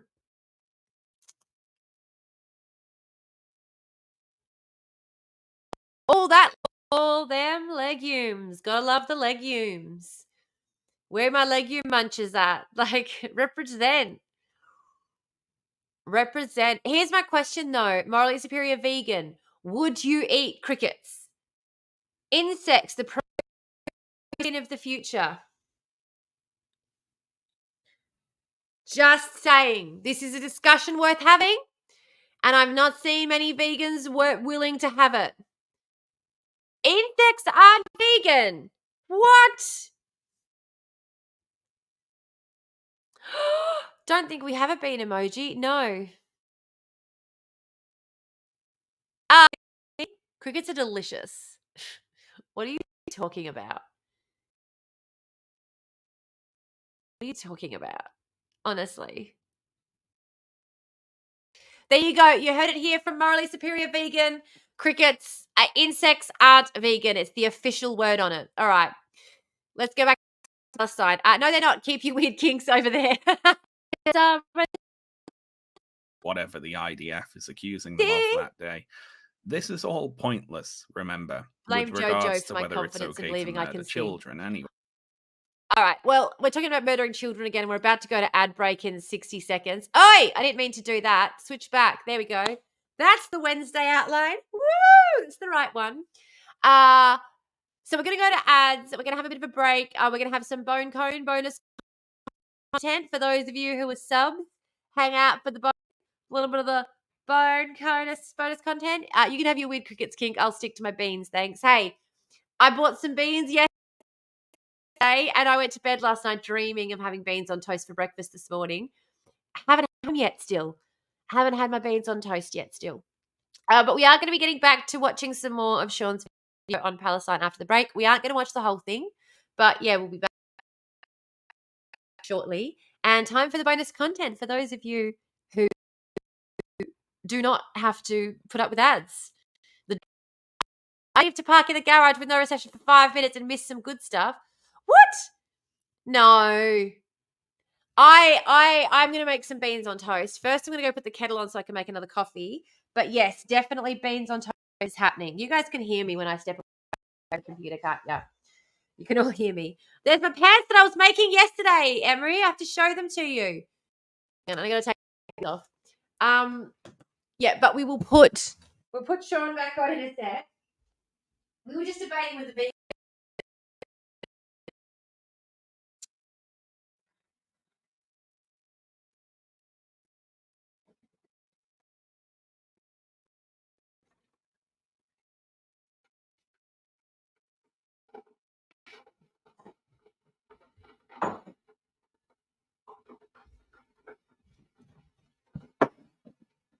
I do think it's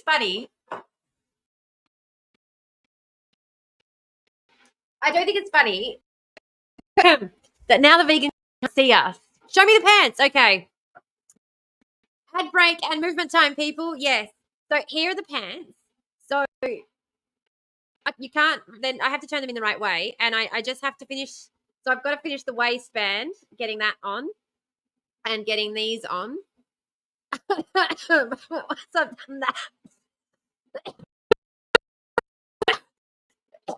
they're done. So I could actually probably put them on for you and model them if you like. Maybe I'll save that. I'll save that for book club later. I'm going to finish them before book club. We got 33 seconds left, people. Let me get my beans out. My beans, Rita. Do you know how many people like my beans? Seriously, ask the question. What is it with Aussies and baked beans? Like, do Aussies really have baked beans around the place all the time? Like, do other places not have baked beans?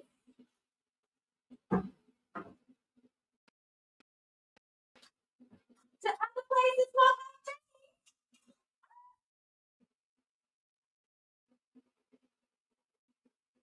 How awful that other places the magic of beans.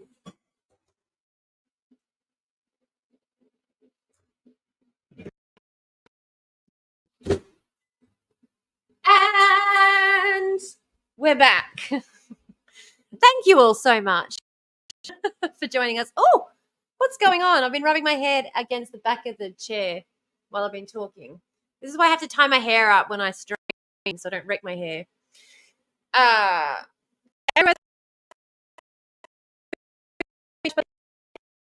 But like Americans being like, what is it with, because it was about the Grannies episode of Bluey. It was all the Americans being like, what's going on with fucking baked beans? Slut pants. Yes. Slut pants are for everyone. Non-gendered slut pants. Non-gendered slut pants. Ugh. I thought that was something in my tooth, but it's on my lip. I'm like, what is that? Nothing. I'm imagining things. It's fine. Woo! Now,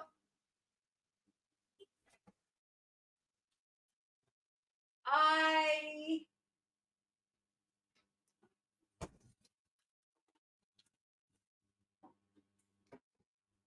cry a lot, but I am so productive. It's an art.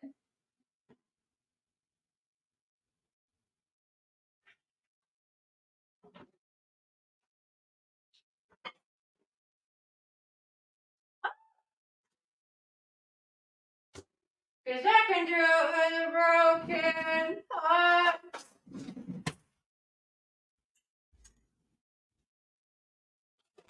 I cry a lot, but I am so productive. Yeah. I have got some lovely Turkish bread for book club later. I've got some lovely snacks. I even got myself a little drinky poo. I know that it's not, not everyone drinks, but I just thought, for book club, I'd get a little drinky poo for later, a little pina colada. And we'll just do chapter 1 of our book for book. Cowboys ate beans constantly. Yeah, and yet they don't still eat them though. Like, I'm not saying they never had beans, but they're like, why are you all still buying beans? You're not all still cowboys.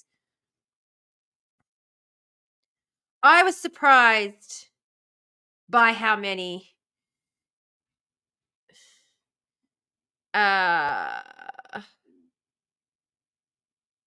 people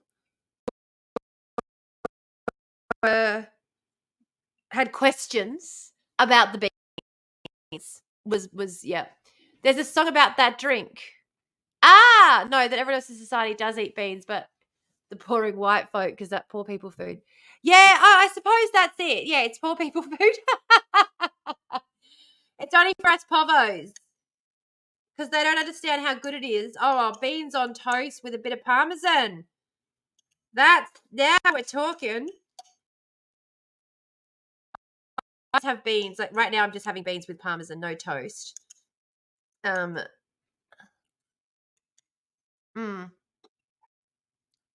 Baked beans. It's my beans, Rita. It's my beans.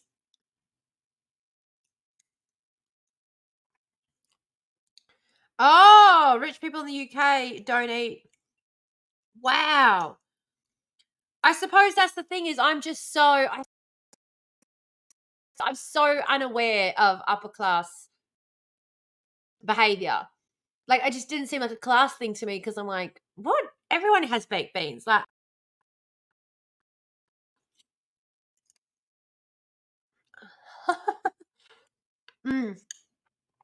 Oh. They need some Frenching, do they?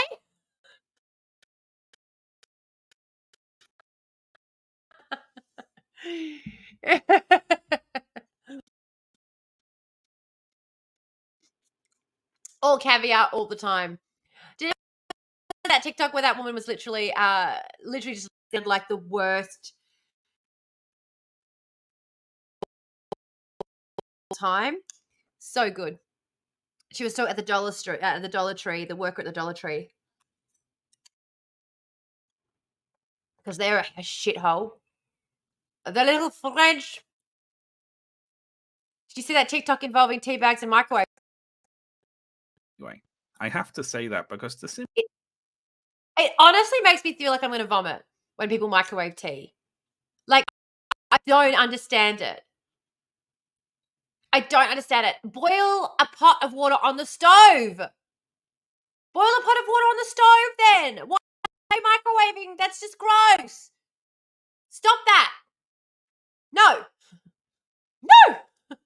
simply make a top 10 IDF lies debunked video would be to take one side in an argument which I do not believe should even be occurring. Regardless of what the IDF says, what it is doing, the whole thing is wrong. The frustrating thing is that I want to believe that we should know this by now, we being humans in general, I guess. This argument should not be happening. One of the main things I've been feeling is that these events feel out of time. The retaliatory punishment of civilians, the targeting and destruction of civilian infrastructure, the sheer extent of intentional civilian deaths and injuries, and the justifications we see offered for all of this, they seem like things that should only be read about in history books. I've read in history books about some of the atrocities committed by colonial empires against the people they were colonizing. And what was done and how it was justified will seem very familiar to anyone looking at the current situation in Palestine. Exactly what we were talking about earlier. This sort of thing should not be happening now. The rhetoric used to excuse it is extremely out of date. We know this is wrong, and yet it is still happening, right? Governments that profess to know that this is wrong and nevertheless supporting look a lot harsher on us. Arming it. Certainly. Which is why history is going to look a lot harsher on us than it will do previous genocides as well, because we have the knowledge, we have access to the information, we know what's happening, and we're still allowing it to happen. Like, anyone who sort of sits there and goes, oh, what you're supposed to do, right? We had a hard time even getting our government to call for a fucking ceasefire, you know? But they're still sending their gear over there. They're still having to support it.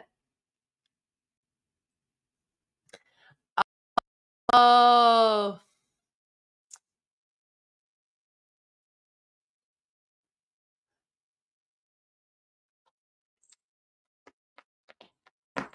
The pool was lovely, wasn't it? Did you want to talk about the time? Well, we could talk about the pool.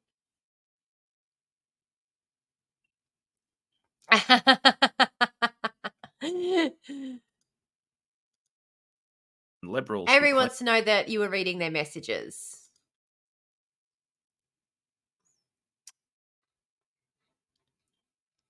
Emery is a little bit of an attention hog, I'm not going to lie. Emery does like being the center of attention. I once went to a pool and it had a tide. Yes, that's it. I'm teasing. I'm a slut for attention. Oh, you're just so lovely. It's so easy to rain attention on you. We don't dox the doxers. No. Hang on, words. I once went to a pool that had a tide in it as well. Bayswater, up in Bayswater in Perth. Slut for my attention. Doxer, what word is that? Doxia. I don't know.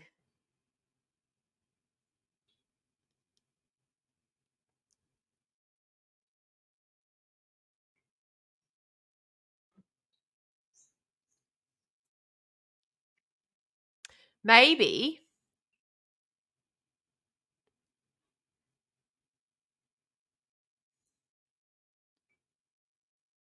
When you went to was in the UK when you were 5. Yeah, they have them here. A kid drowned at the one at Bayswater Waves because they used to have a tunnel. They closed it down, but they used to have a tunnel that made like a wave you could practice surfing in. But yeah, then they just had the tide, the wave. Wave pool. Yeah. Wet and Wild on the Gold Coast. Yeah. All right. I'm going to press play on Sean's video again for a bit. Claim to support freedom and equality for all are sitting on the fence and refusing to call this what it is.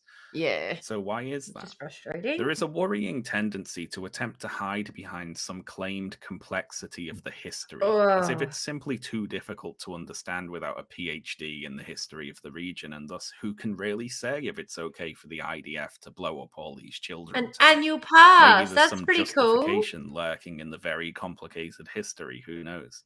This is just cowardice you hear from people who don't want to admit that they're not living up to the values they would like to think they hold. They'll condemn atrocities, but only never in been. retrospect, once the bodies are buried and the historical Yeah, consensus this has is the already frustrating formed. thing. The history of Israel. We're going to wait for the history books to tell us it was wrong, but no, in this instance, everyone's going to know. We can't pretend we didn't know. No, I've never been.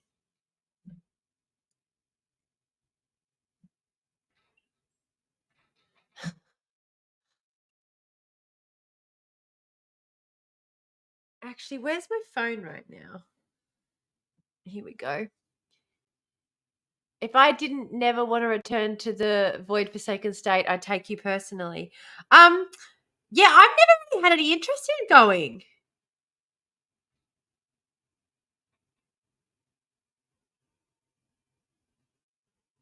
What's that?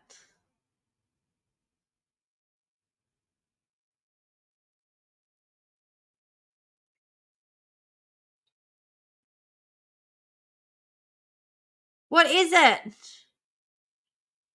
I got an alert.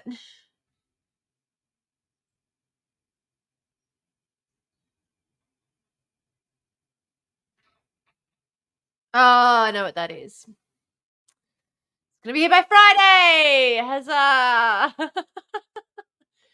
Why aren't we going? How do we do what? Hey, what? I remember when Angelina Jolie and Brad Pitt closed the park down so them and their family could go. And I remember thinking at the time, why? Why? Oh, they ruined your whole holiday. It's 5 theme parks in a 30-kilometer radius. Yeah, I know, but I'm not really a theme park girly.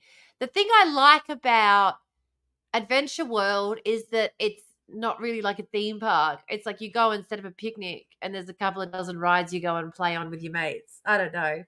I went in 96 and haven't been back. I mean, I guess it's probably changed since then, but yeah, I've never been.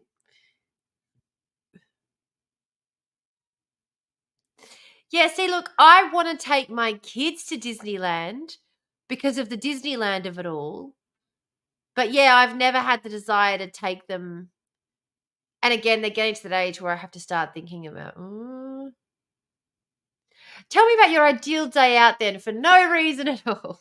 No reason at all. Let's listen to some more of what Sean has to say about this issue. And Palestine is complicated in one sense, in that a lot of things have happened, but morally the situation is not complex at all. And in fact, the more you learn about the history of the region, the less morally complex things become. The history of World War II is complicated. The history of human slavery is complicated. But the acts of genocide and slavery are not morally complex at all. And so it is with Israel and Palestine.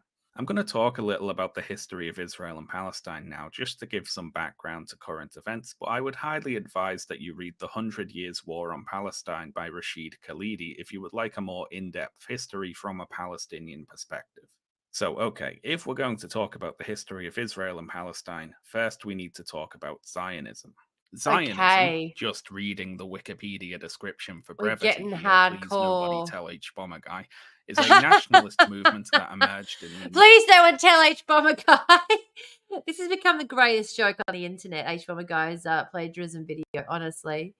I've been shafted like the football.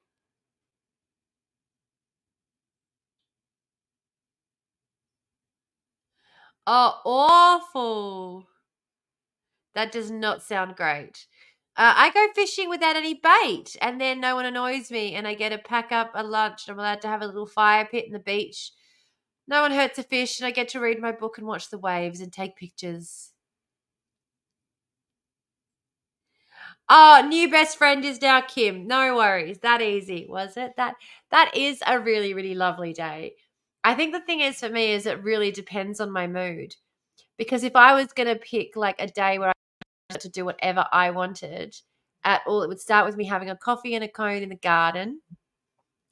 And then maybe listen to an audiobook while I did some sewing. Then maybe do some pottering around the garden and then some cooking maybe. But someone else would clean my house for me. That would be the ideal. Like someone else would have to clean my house for me at the end of the day. That's the only problem with my ideal day. It's very messy. I do like a good day of fishing, but I would take my book to read while someone else did the fishing. So we could do a team void outing. I'll bring my book, you bring your fishing line. Oh, friendship restored. That was easy. Oof. What's oof, Belle? What's oof? Just the friendship ending? Just the friendship ending? By the way, is the new layout, what are we thinking of the new layout? It's only a slight shift. I know it isn't much different. It feels different to me, but the friendship ending, yeah. I get it. It could be the Indigenous in me coming out, but I'm a fan of fishing. I do a bit of fishing in my time, in my, you know. I'm a fan of the fishing. Yeah. And we're going to have to do a lot of fishing on the commune. 19th century Good to source of enable food. the establishment of a homeland for the Jewish people in Palestine. The father of modern political Zionism was Fyodor Herzl, an Austro-Hungarian journalist and political activist who was of the opinion that Jewish people needed to establish their own state, as he believed anti-Jewish sentiment would prevent Jewish assimilation into other states. So that's what I mean. So a lot of this red coming from a place of fear. And I don't think is necessarily correct. And I think especially when you consider the fact that there are so many, like I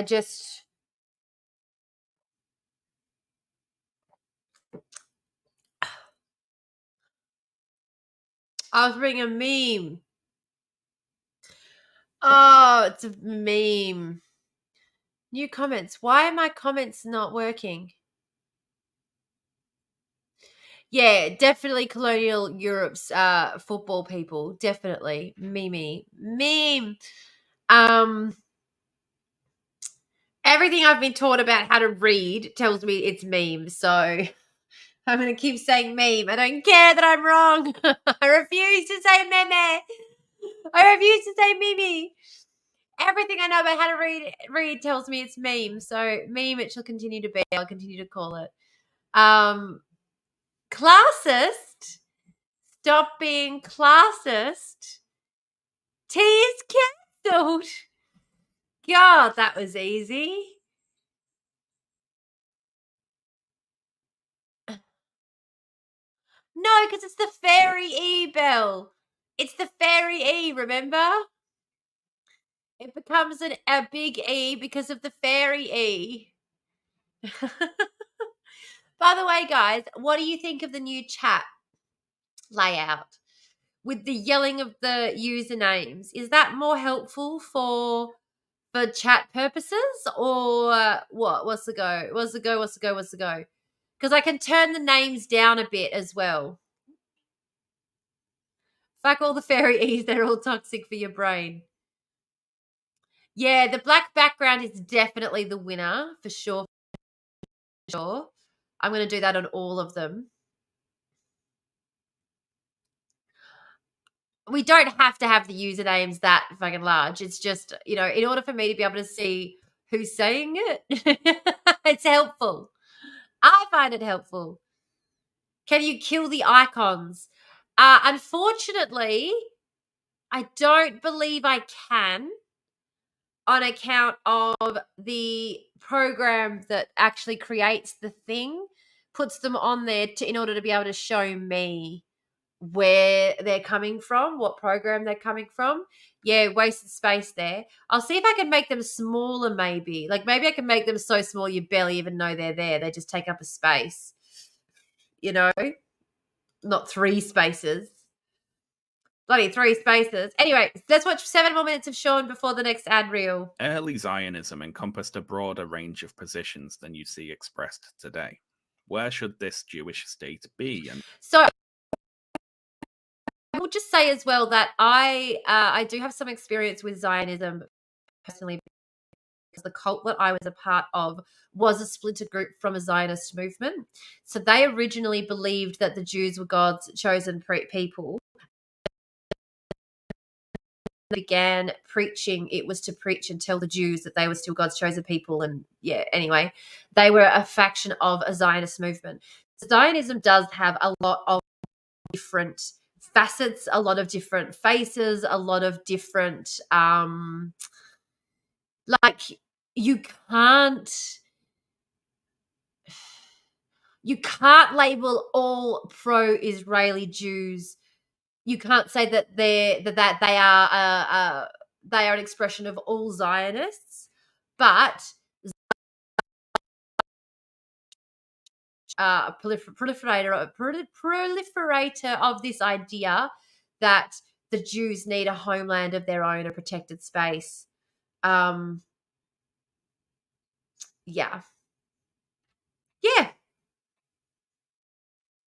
That's all I have to say about that for now. Let's press play. Sorry.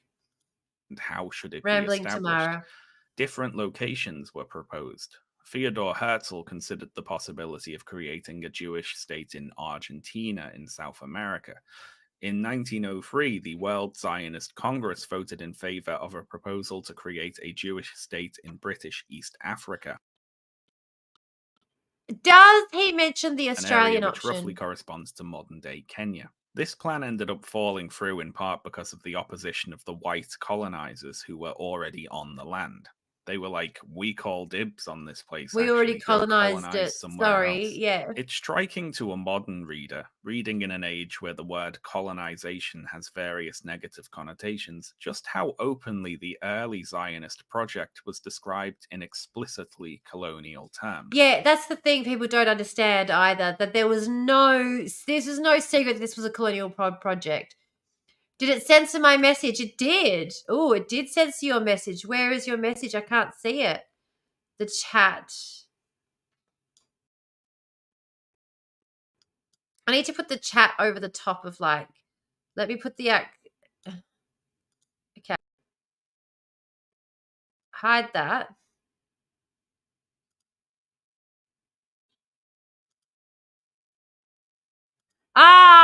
Sorry. Far out. I'm trying to keep my ads up on the thing so that I can actually see it. You know? Ramble more. I was enjoying it. So Restream didn't re-stream it. Save layout changes. There we go. Restream didn't seem to want to repost it, but I have also got this dashboard, my stream manager, because I've worked out I need it. I can't, unfortunately, I have to have 6 windows open to do this. But I am getting the hang of it. So that is now up there as well. All good. I'm just going to minimize this one a little bit. Okay, we're getting the hang of it. The sound keeps playing up for me. Anyone else? Don't tell me that. I just got the new microphone. It could be the echo cancellation though. Let me fix that. Let me turn that off again. Because I was messing with that earlier. Because I was mistaking the music playing. Let's see if that works. All right, let's see if that's better.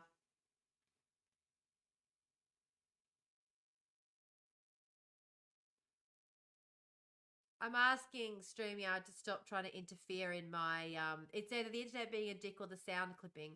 It could be both. It could be both. But the internet does seem to be looking particularly strong today, which is unusual. It's unusual. Alrighty. All right, let's press play. Let me know if it keeps happening. I've got... Influential Zionist leader and author I can always Ze'ev lean closer to the Jabotinsky mic wrote as an well, see essay if that titled helps. The Iron Wall in 1923, and allow me to read you some quotes from that.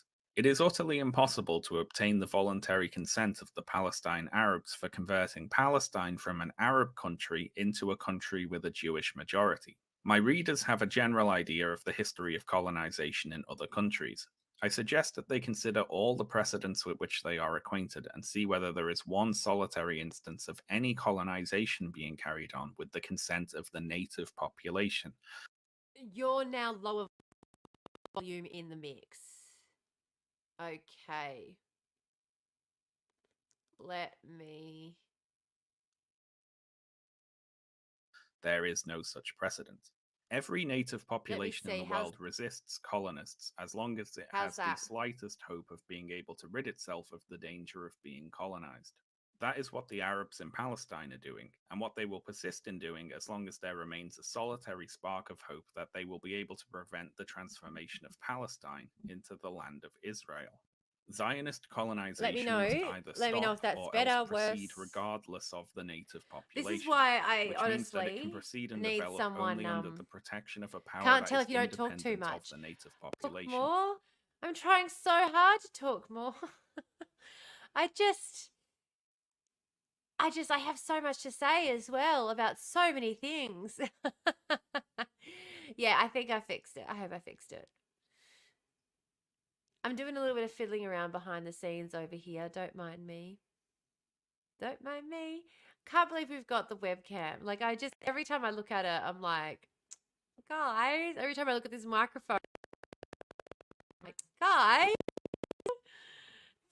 So exciting. Behind an iron wall, I can fix which problems the like native this easily. population cannot breach. All through Jabotinsky's writing, the Zionists I are know. described How's as that? colonizers, and the Palestinian Arabs are the native population. Quietly, yeah, I know, I'm the worst. Colonization.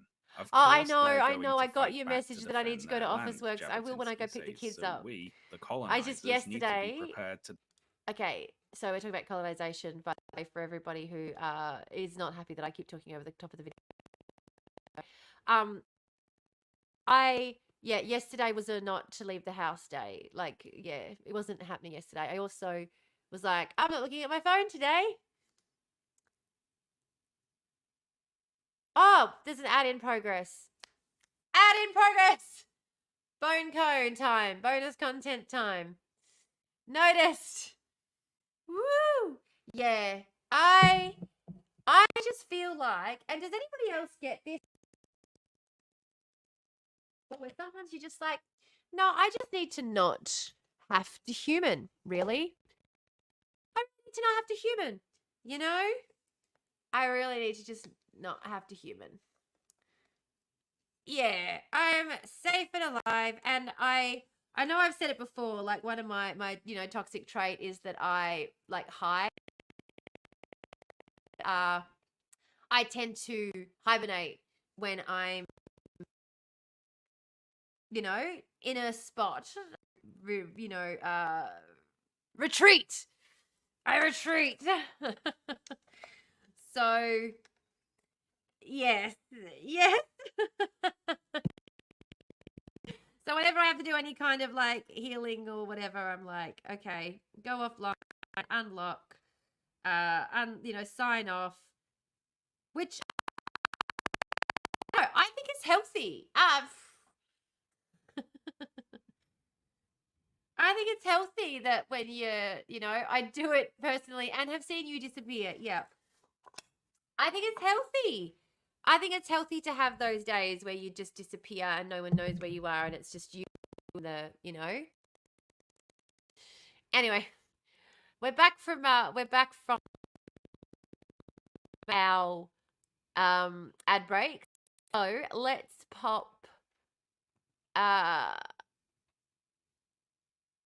some more Sean on. I've never spent all day in a house hiding. Never? Oh, I never spent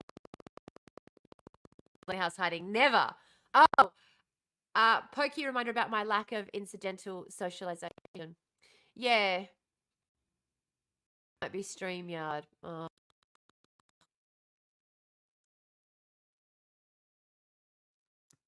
Damn it. I think that's the thing though as well, is it's different people, like different people have different needs, and again, like being an introvert versus being an extrovert. Like flag it again if the sound's also being, I've done a few flaggy thingies, just let me know. Yeah, but I feel like, yeah, I feel like there's different people have sort of different needs in terms of being able to for their recuperation. I think it might even just be because the stuff out there is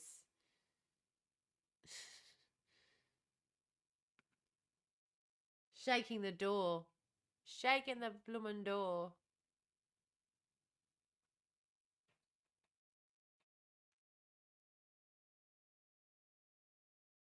I retreat to reset. Yeah.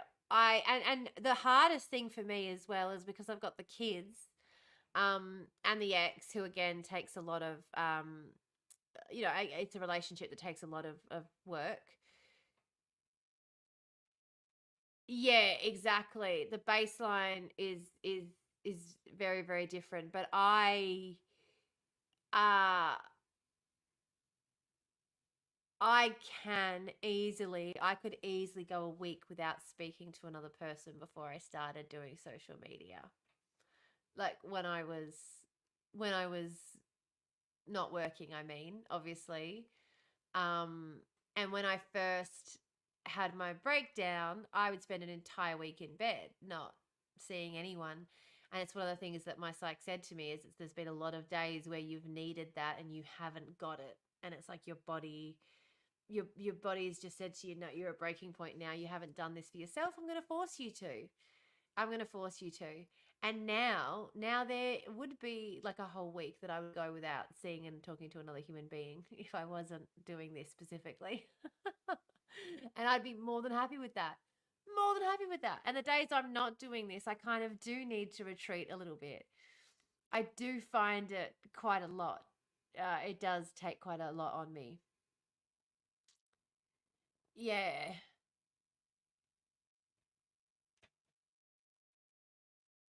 Yep.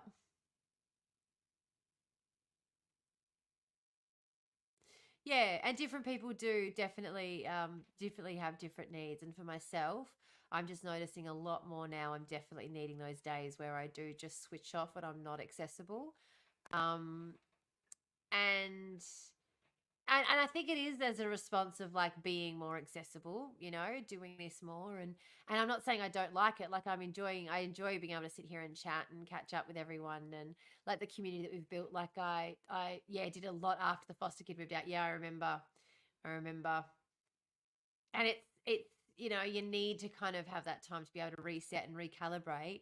But yeah, I definitely feel a pressure. Like the more accessible I become, the more I really need to be just completely inaccessible. Like yesterday, I didn't speak to another human being. Like my kids left for school in the morning before I got up, and I didn't speak to another human being until they got home at 3:00. Well, 3:40 actually, by the time we got home, because I pulled up and wait for them to finish playing and they get in the car and, get home.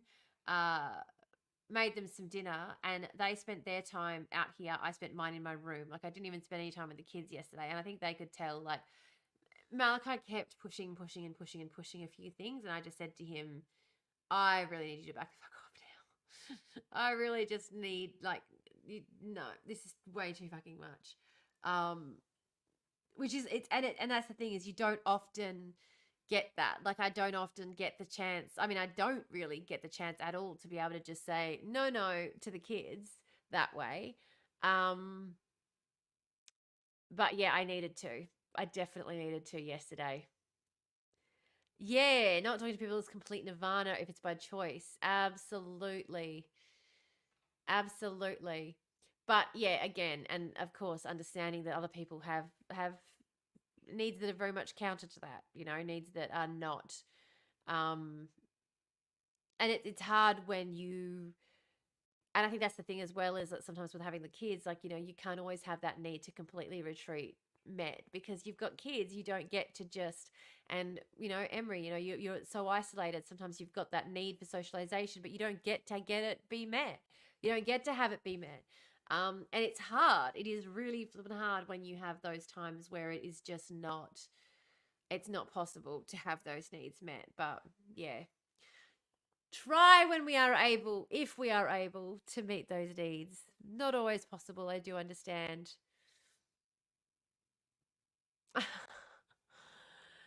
You're good. It would be good for you to come for a week just so you can visit. You don't have to do anything else. Just come for a visit. That's all. How I was gonna say too, guys, how is that sounding? Oh, we would talk a lot though because I can't help it. I can't. Sound is better. Excellent. All right. I'm going to press play on Sean's video and see if it is still going to be twisty or not. I suggest that they consider Let's all see. the precedents with which they are acquainted and see whether there is one solitary instance of any colonization being carried on with the consent of the native population. There is no such precedent. Every native population in the world resists colonists as long as it has the slightest hope of being able to rid itself of the danger of being colonized. That is what the Arabs in Palestine are doing, and what they will persist in doing as long as there remains a solitary spark of hope that they will be able to prevent the transformation of Palestine into the land of Israel. Zionist colonization must either stop or else proceed regardless of the native population, which means that it can proceed and develop only under the protection of a power that is independent of the native population, behind an iron wall which the native population cannot breach. All through Jabotinsky's writing, the Zionists are described as colonizers, and the Palestinian Arabs are the native population who are resisting colonization. Of course, they're going to fight back to defend their land, Jabotinsky says, so we, the colonizers, need to be prepared to defend our colonization program. He was writing in part to more moderate Zionists who believed they could achieve the aims of Zionism without violence, through diplomatic means or economic. Sounds like I'm cheering on what Sean's talking about political colonization. I'm not cheering on political colonization. Don't be doing political colonization.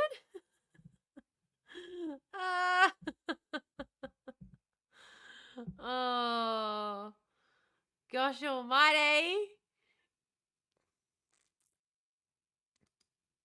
Means, and Jabotinsky is saying no, the people who are already Yay, there, political the native colonization. population, are not going to go quietly, so we need to come prepared for a fight. The power behind Jabotinsky's iron wall, the one holding back the native Arab population, was the British Empire, who were supporting the Zionist project. So let's talk about how that came about. So, briefly, in World War I, the British Empire was fighting the Ottoman Empire, and the Brits wrote to the Arabs saying, hey, here's an idea.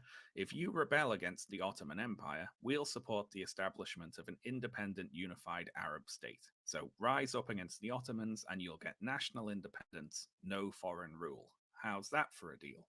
The Arabs did just that and initiated the Arab Revolt, speeding along the defeat of the Ottoman Empire. But, twist, the British had already signed a secret agreement with France detailing how they were going to split up and rule the territories of the Ottoman Empire after its fall. They lied to the Arabs, essentially. National independence? No. Oh wow, what a Foreign shock. rule. So the French occupied Syria and Lebanon, and the British occupied Transjordan, Mesopotamia. What a and shock! Palestine. The British These lied. occupations were issued as. What a shock. Sorry. What a shock. The British told these people that they were going to do something that they didn't do.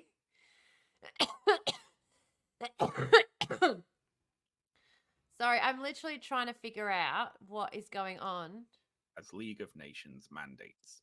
And the British occupation of Palestine was supportive of Zionism. The British had issued something called the Balfour Declaration in 1917, pledging support for, quote, the establishment in Palestine of a national home for the Jewish people. And the League of Nations mandate for Palestine stated that the occupying British government should be responsible for putting into effect the Balfour Declaration. This is back in 1917, so this is before the First World War. So this has been going on for a fucking hell of a lot longer. Yeah, allergies! Yep. Goal of creating that national home for the Jewish people. This national home is being created, quote, in Palestine. So we can ask, what was Palestine? Just a big empty stretch of land? A land without a people for a people without a land was a slogan associated with the plan to create this Jewish state in Palestine. You've got people who want a country, and look there, an empty country, how handy. The problem, of course, with this phrase is the land without a people part, because there were hundreds of thousands of Palestinian Arabs living on the land, and they had done so for generations. There were Jewish people in Palestine, but before the British occupation of Palestine, Jewish people made up approximately 6% of the total population. So the plan is to create a Jewish state with a Jewish national identity in an area where the vast majority of people are not Jewish. It's not a huge stretch of the imagination to foresee some problems with implementing this plan. In 1919, President Woodrow Wilson sent out the King Crane Commission to report on the various areas of the former Ottoman Empire, and they visited Palestine and gave opinions on the situation there, and they also gave their assessment of the Zionist project. And I'll quote from the 100 Years' War on Palestine here. Told by representatives of the Zionist movement that it looked forward to a practically complete dispossession of the present non-Jewish inhabitants of Palestine in the course of turning Palestine into a Jewish state. So,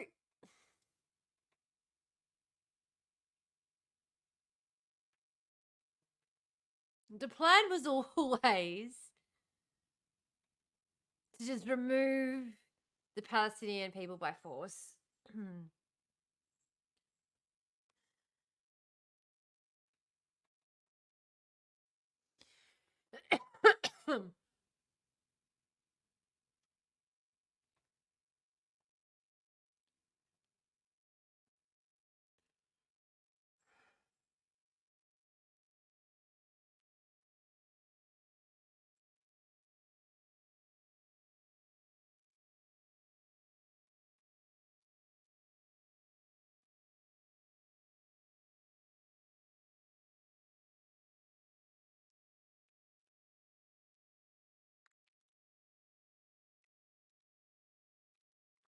Yeah, exactly. Exactly.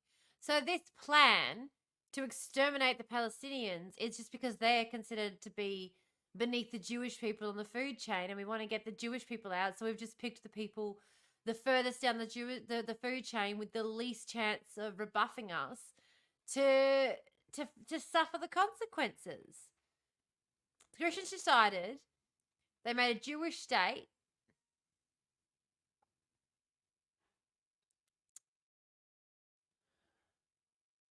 Look, gotta be honest with you.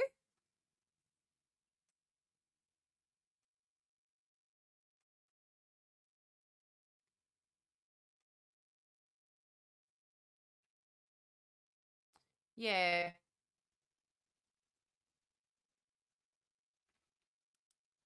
Yep.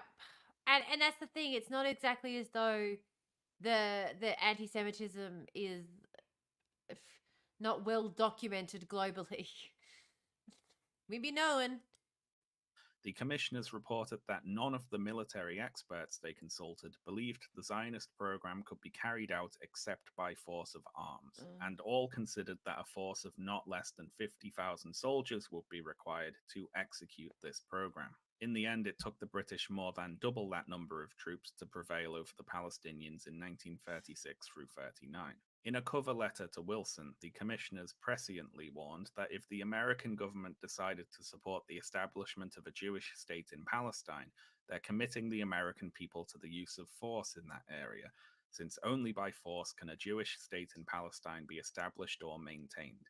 The commission thereby accurately predicted the course of the subsequent century. So the Americans were wary about backing Zionism, correctly foreseeing that it would require a state of perpetual violence to enforce.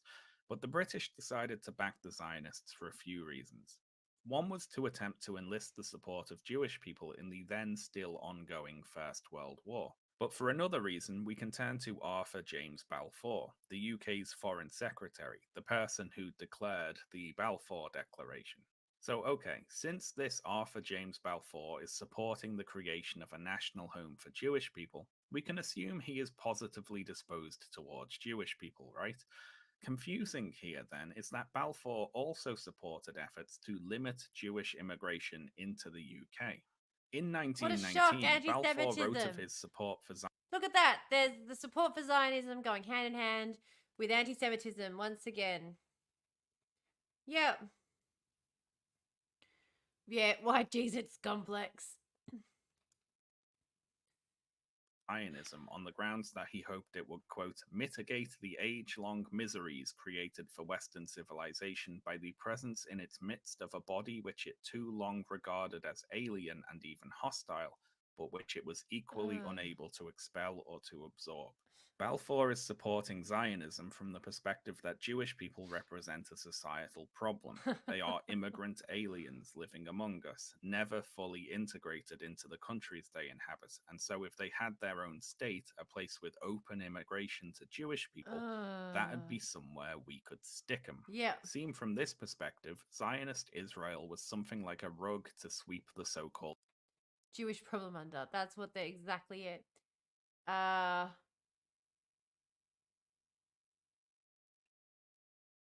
Yeah, no, absolutely, and I got that. I got that part of it. Absolutely, it was more the It's more the modern rhetoric about the fact that that the rhetoric is the same on both sides today. When there's different levels at play there. But yeah, it's Jewish problem yeah. under. Now, Balfour also writes about what he believes would be the benefits for Jewish people, to be fair, escaping very It's just real that they're persecution considered and one level above the discrimination and so on. Palestinians, But aren't they? underpinning the whole endeavor is the idea that Jewish people are just too different to be integrated into the countries they inhabit. They're a problem that needs to be solved. This same justification is why today you'll see people all the way to the far right of the political spectrum, including open racists who hate Jewish people, professing support for Israel, which might seem confusing at first glance, but it's because Israel to them represents a place for Jewish people to go away. That's half of it anyway. The other half is that Israel acts as precedent for the sort of ethno-national. But that's exactly it as well. That's the thing I was going to say, is that this is exactly why I'm against the creation of a Jewish state, is because it's exactly the kind of beginning of the ethno-nationalism that, that the far right really, I mean, and again, communism, anarcho-communism, we're all against borders and shit anyway. But that's the thing, is I don't necessarily like I'm not talking about an undoing of what's been done over the last 100 odd years, 200, whatever, however far back you want to go.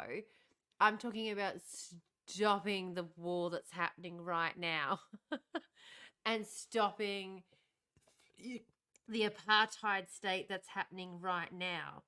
And we 100% do have precedents for how to do that. But yes, I also do think that unlike other places, if you have two passports, if you have an American passport and an Israeli passport, I'm sorry, your Israeli passport's cancelled, go live in America. Sols no. Yeah, absolutely. Yeah, all states are bullshit. The problem is that a lot of states try to cancel people's passports. Yeah. Yeah. Yeah.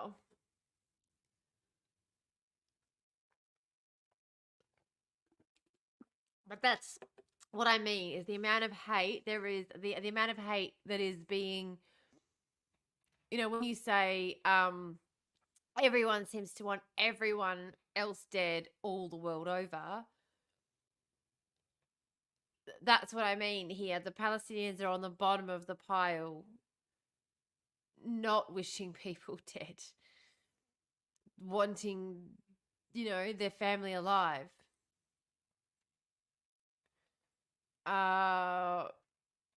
Never been welcome here, even having been born here. Yeah. Imagine being Indigenous and not feeling welcome here. Hey?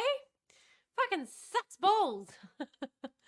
Definitely fucking sucks balls. States they would like to For create. sure, for So sure. anyway, what did the Arab majority think about the Balfour Declaration and British support for Zionism? What did they think?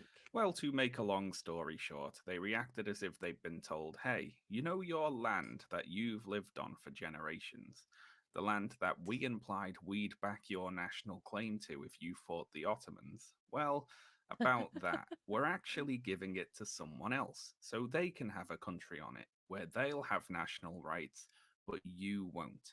So, how do you feel about that?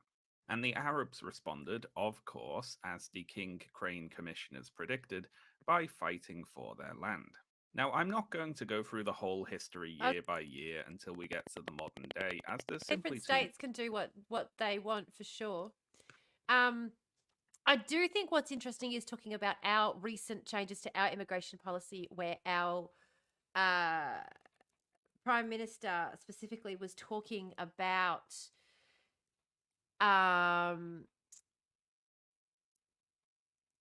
wanting countries who weren't willing to take back citizens that we didn't want here, putting them on a travel ban list. And I find it very interesting because travel is one of those things that the government, like, we do have a human right to travel. People always throw this up. Oh yeah, what about this? Blah blah blah. Yeah, okay. There is a human right to travel, and it's one of the reasons that governments justify subsidizing airlines as much as they fucking do. Because honestly, they subsidize them way more for it to be beneficial, but they justify it on the basis of, well, travel's a human right and blah blah blah. Anyway, whatever. Gotta remember the pricks in charge invented offshore processing and such. Fucked up. Exactly. Absolutely. They're the ones in charge invented it all. And now they're trying to ban people from countries from even being able to travel here if the government isn't saying. And that's the thing, is that it is, again, one of those annoying human rights that we have. Not have to go back if we don't want to. They have the right to leave, especially somewhere, and the fact that these countries are, like, again, we're talking about places like Iran doing more for people's human rights than the Australian government. Not that they're ever, our record of human rights in this country is just absolutely abhorrent. All right, we've got an ad coming up in a couple of minutes, so we'll have some cone time then. We're just waiting, guys.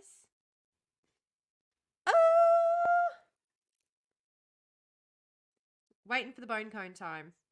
I feel so cheeky.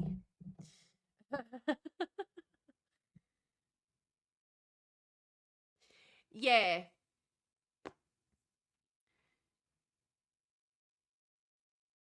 I see no ad. No, 2 minutes still. But no, that's right. You won't see any ads. You'll see the bone cone, the bonus content. Yeah, Iran is on its own weird level of fucking. Don't get me wrong. Iran chooses not to give certain people birth certificates if they're of different religions. So Iran, if they don't recognize the religion, and they don't recognize a lot of them, But they can just choose not to issue your kid a birth certificate. So don't get it wrong. They're not great with human rights and all that jazz. But the fact that they're like, you know, that's something. Much to get into. There's the 1936 to 39 Arab revolt against the British occupying government, which the British suppressed. The 1948 war as the British Empire withdrew from the area, leading to the establishment of Israel as a state and what is known as the Nakba, the catastrophe, which What a shot. What are you saying, Kim? The state's power control over people is a problem? That leads to mass death and destruction? In the name of nationhood? What? This is shocking. We should do what to the state and its apparatus? I am appalled and shocked. Never would I ever expect anyone to suggest such a thing.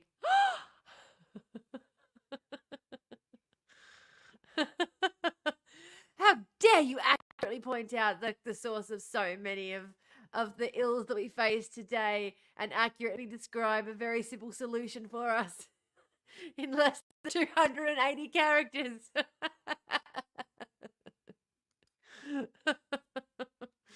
Sorry. we'll read a summary of, actually. The central facts of the Nakba during the 1948 Palestine War are not disputed.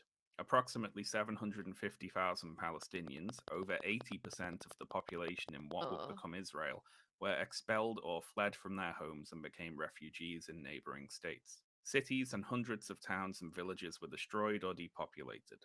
Thousands of Palestinians were killed in dozens of massacres. And I feel this answers one of our questions today, by the way. Why does Israel's violence and rhetoric seem out? Oh, we've got an ad starting in 15 minutes, so I'm just going to pause it there. Yeah, just the Nakba is just one of those things, guys, that just really, makes you think, hey. Bone cone time.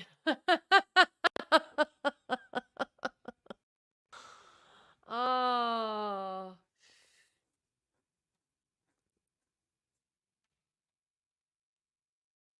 I like how I told everyone I wasn't going to be on live today, and then I have been pretty much just doing a regular, every general live.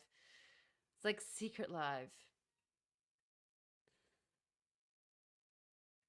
No, that's exactly it. Like, it honestly is. The problem is very obvious. The solution even more obvious.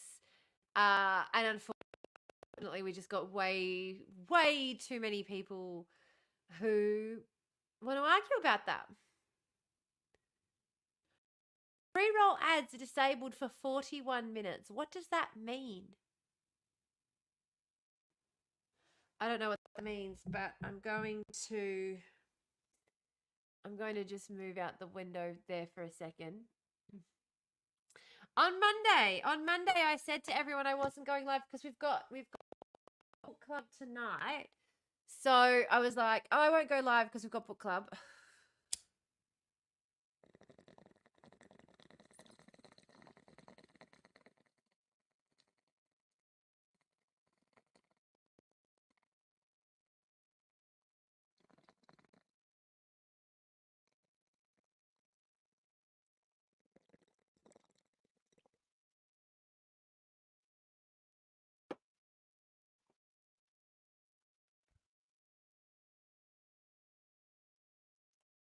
I expect very little. It's okay because I decided to come on anyway.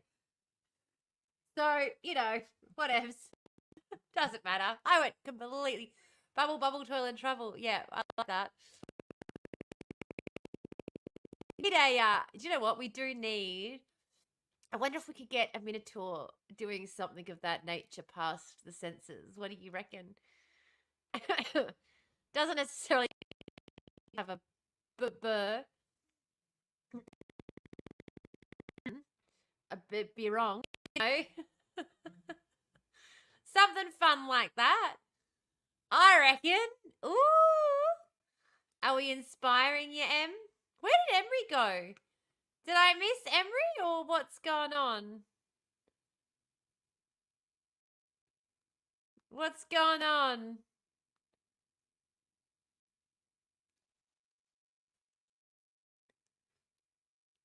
Oh, it's the Good Support Worker Day. Of course. It's the Good Support Worker Day. That's right. That's right. So, yeah. But it's okay because we are going to come back and do book club later on tonight, guys. Don't forget. Of time. And the answer is because it is out of time.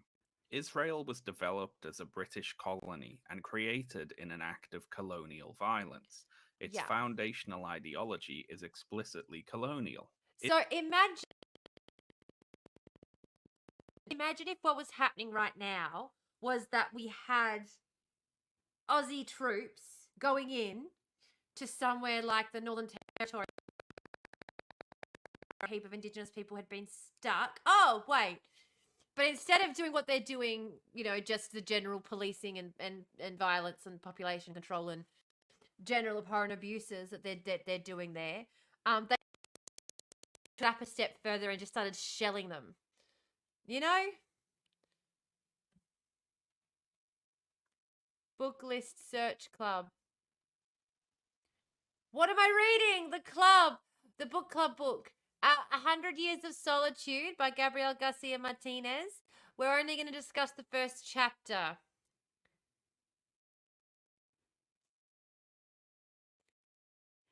On Discord. Yeah, on Discord. But we're only going to discuss the first chapter, so I am going to put that on the Discord as well when I remind everyone about it tonight. So everyone has a chance just to read it tonight.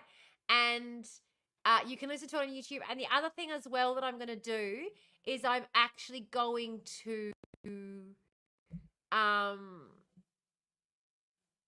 yeah, we'll talk about it anyway tonight. It's fine. Yeah. But yeah, look at the book in the Discord. This is one of the things that's open as well to members of the general public, guys. It will not be live streamed for just members of the general public. You do have to be a member of the Discord. If you would like to join the Discord, you can do so through my Ko-fi. The link is just down below me down there. Support me at ko-fi.com, Tamara. Support me at ko-fi.com, Tamara versus Void. You can sign up for as little as $1 a month, and that gets you access to the Discord, which is where we also have the book club. And this month, we are, well, at the moment, we're doing Gabriel Garcia Martinez, 1,000 Years of Solitude. We are 100 Years of Solitude, sorry. We're discussing chapter 1 tonight. At our next meeting, we will be discussing the whole book. But for our first book club, I figured we'd go easy because I figured everyone would have pretty much forgotten. And I am actually going to set up, stuck at TikTok. Absolutely. And I will tag everybody in the Discord when we're going live as well. And it will be live over on the Discord. And I'm going to set it up on the Discord so that we have chapter discussions, so that as we get to each part, we can discuss it, and I can set little reminders about where you should be up to in order to be finished by book club date. Because I figured that's what we need, right? You're going to do Ragged Philanthropist next book, aren't you? We're going to have a vote on it. If you can set up a poll for the next book. Kim, set up a poll in the Discord for the next book. Vote my ass. Radical democracy. It's the whole point of communism, Kim. Radical democracy. All right, I'm pressing play. We're watching some more of this. Let's go. Israel, as it currently exists, is a colonial state in the modern day. Yeah. When you see Zionists talking about Palestinians in a dehumanizing way and think, blimey, that sounds like something you'd read a race. Hey, Kim, you do not have to do anything you do not want to do at all. If I'm trusting you to do something, then I'm giving you full freedom to do whatever you would like with it. And I love the that you are no doubt going to take with it where, I don't know, every option is going to be the same movie described as that fucking sucky one. Books will be described as that sucky one that's not worth reading. Or I don't know where you're going with it. I don't know where you're going with it. I'm excited to see the results. Is the next June, what month does it happen? Yes. So the first Wednesday of every month is when book club meets. So tonight we're going to meet about chapter 1. And then what I thought is maybe like, so what I thought we would do is like, you have your book club, right, about the book. You have like a midpoint. So basically what we're going to do is we're going to have like a midpoint book club every fortnight on a weekend day, like on a Sunday afternoon or something, or a Saturday afternoon for a couple of hours. And then you're going to have the actual book club on the Wednesday night, the first Wednesday of every. And then at that book club, we'll also introduce the next book that we're going to be reading. Is May already? Do we think a month is too short a time? Would like 6 weeks be better?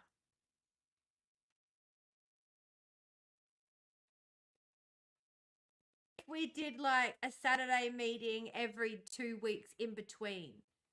So like at the moment, what we're going to do is first Wednesday of the month, we meet for our book club meeting and we introduce the next book. Then we have a little mid-month meeting about the new book on a Saturday afternoon. Then we have our monthly book club meeting where we have the meeting about the book and we introduce the next book. Then we have our mid-month meeting about the next book where we chat about it. And then we have our final book club about it. So I'm going to have a calendar. I'm going to do a calendar up anyway. I'm going to do a calendar up that explains it. And maybe we can choose like a few books in advance so people can read ahead too if they want to. Like if someone says, no, I'll skip June's book because it doesn't sound that interesting to me, but I really want to do July's book, so I'm going to get ahead and read ahead. Like maybe I'll do that as well. Sound good? Sound good? Join the Discord if you want to know more about all this and more. All these great discussions we're having. Join the Discord. Just keep pushing the Discord. That's where all the joy of my life is happening. Colonizers say about the native population in a history book. It's because it is like that. That is just what it is. Over the following decades, Israel gained a new superpower backer in the United States, who found themselves falling into the trap they'd warned themselves against. Just back forgot in a whole month yet. There were a series of conflicts with Israel's national neighbors. Remember all those Palestinian refugees who were forced to flee to neighboring states? Well, they didn't just disappear. In 1982, Israel invaded Lebanon to attack the PLO, the Palestinian Liberation Organization. And after occupying Lebanon's capital, the Israeli Defense Forces oversaw the Sabra and Shatila massacre, where between 700 and 3,500 civilians were murdered, many of them Palestinian refugees, in a refugee camp. There is one other event I would like to mention here, the 1994 Cave of the Patriarchs massacre. So on the 25th of February of that year, a far-right Zionist man from Brooklyn, as in Brooklyn, New York, United States, called Baruch Goldstein went into a mosque in the Palestinian West Bank and opened fire on the Muslim worshippers inside with an assault rifle, killing 29 people, including children as young as 12. He was then beaten to death, which is the only good thing that happened there that day. I mentioned the Cave of the Patriarchs massacre now because Itamar Ben-Gvir, Israel's current Minister of National Security, used to keep a portrait of Goldstein, the perpetrator of the massacre, in his living room. He removed it when he entered politics, which was only 4 years ago. I'm not going to list off the countless other massacres, assassinations. So this is the thing, like the hatred that is being spewed in this community. And this is what I used to get frustrated when I was in the cult. And they used to go on about how the world was having a go at us because of things that our members were doing and comparing us to the Catholic Church who had priests doing this. But but this wasn't something that our elders were doing. It was just something that members were doing. And I remember thinking, but that comparison didn't make any sense because we were supposed to be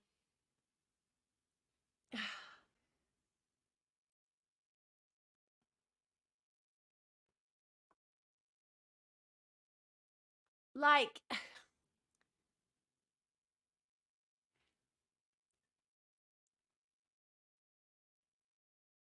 if you believe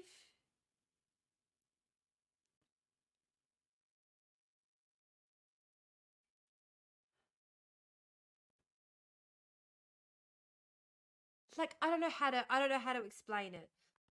I don't know how to explain it, but it just felt really weird to me to have them saying that, you know, they were judging when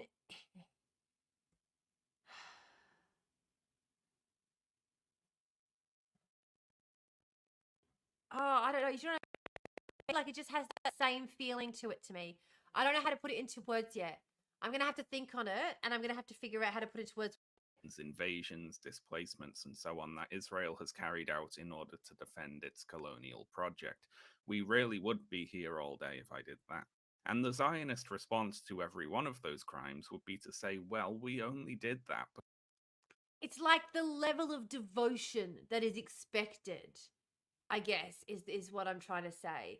Like, the level of devotion that is expected from a priest in the Catholic Church, the level of is the same level of devotion as an everyday ordinary cult member in the cult where I was. You're expected to give as much of your life as a Catholic priest was. So in terms of the sacrifice that was expected of you, or in terms of like the devotion that was expected of you and how intertwined it was in your life, it was on a whole different level being a member. And I could see that. I could see being a member of the cult that I was in was on a much different level to being a member of the Catholic Church, which is why they were going after our membership in a way that they were going after the membership of the church. And they kept trying to say that it was the same. And I was like, but it's not the same. And that's when I started realizing that I was having this cognitive dissonance with my brain going, but they can't see that it's not the same. They can't see how controlling this religion is to their lives. They can't see like how controlling it is, just what it it's having.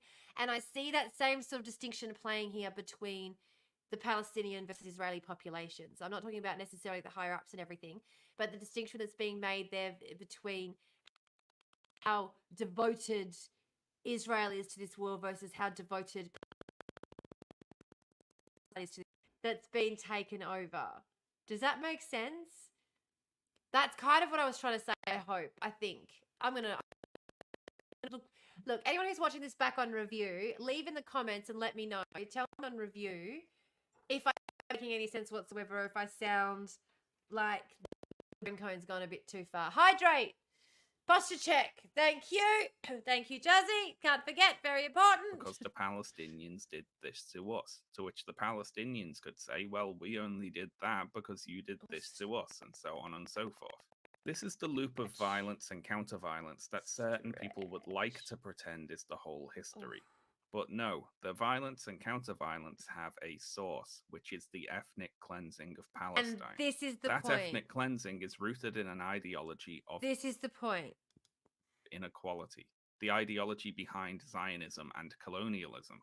The idea that different groups of people should be subject to different rights and should be treated as if they are inherently different. When trying to solve the Israel-Palestine conflict, far too much focus is put on what the Palestinians would have to accept, whereas it's often taken for granted that Israel will continue to be run by colonial Zionist supremacists, and no peaceful solution is ever going to work if that's the case. Colonial Zionists aren't going to accept half of the land they want to colonize being given to the Palestinians as some sort of two-state solution.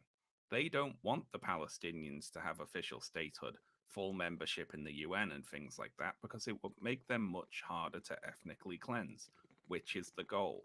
Nor are they going to accept a single-state solution, a secular Israel with equal rights for all, perhaps the right of return for Palestinians with reparations paid and all that. Because if millions Thanks, of Kim, Palestinians you're a get legend. equal rights and can Can't wait to vote, see it. that's the end of Zionism right there. The Zionists currently in control of Israel do not want either of these solutions. What we have right now is a single state, an apartheid state. Israel functionally controls the whole territory. The Palestinians have very limited official power. Israel has them blockaded in Gaza. They can't move freely. They don't control their own trade or borders or airspace. If they march peacefully for their rights, as they did weekly in 2018 to 19, the IDF shoots them in the thousands. There's a point to be made about the inevitability of violent resistance in these sorts of situations. Oh, damn it. Sorry, Bill. Those who make peaceful revolution impossible will make violent revolution inevitable, so said JFK. If you deny a people their rights and you strike down all non-violent methods for them to attain those rights, what is left are the violent methods. Now, statements about the inevitability of the violence that arises in these situations are often misconstrued as support for the violence itself, but that couldn't be further from the truth. If someone douses themselves in gasoline and then strikes a match, I can tell you what's going to happen, but that doesn't mean I think it's good. I think it's a tragedy, actually. But pointing out that you go on fire if you take those actions is not a celebration of you going on fire. It's a warning against taking those actions. Enforcing an apartheid state takes violence necessarily, Amy! and so invites violent reaction. Amy, I was so hoping that you would be joining us today to talk about Palestine.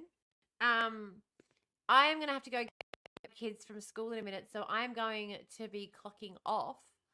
The invite is in the StreamYard if you wanted to jump on, though, and you wanted to run a discussion about Palestine with the chat at all, or if you wanted to, or later if you want to jump on and talk about it, like, you know.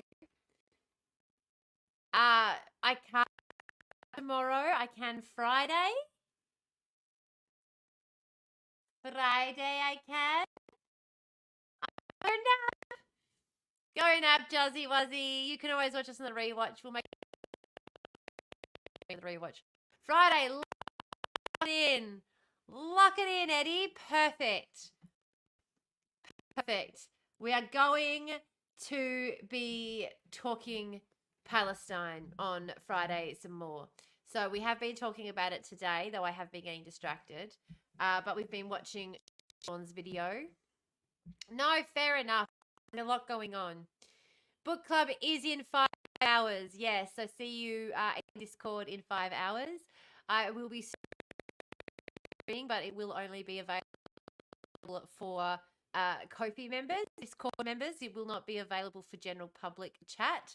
So if you do want to join us, even just to check out the book club and see what it's all about, you will have to sign up through my Ko-fi link to the Discord if you are not already a Discord member. Unfortunately, you can of course cancel immediately. It starts at $1, so it's not like the end of the world, but you know, it is what it is. Yeah, so 5 hours, so 5.5 hours, 5.5 hours maybe. Just trying to think about when kids are actually going to be in bed. Let's say 5.5 hours. Oh, yeah, you are. Everyone in the chat right now is. I'm just on behalf of anyone, for the sake of anyone watching who is not necessarily already a member. But no, Juzzy, you are. Amy, you are, of course. Emery, of course, is. Kim is. Belinda is.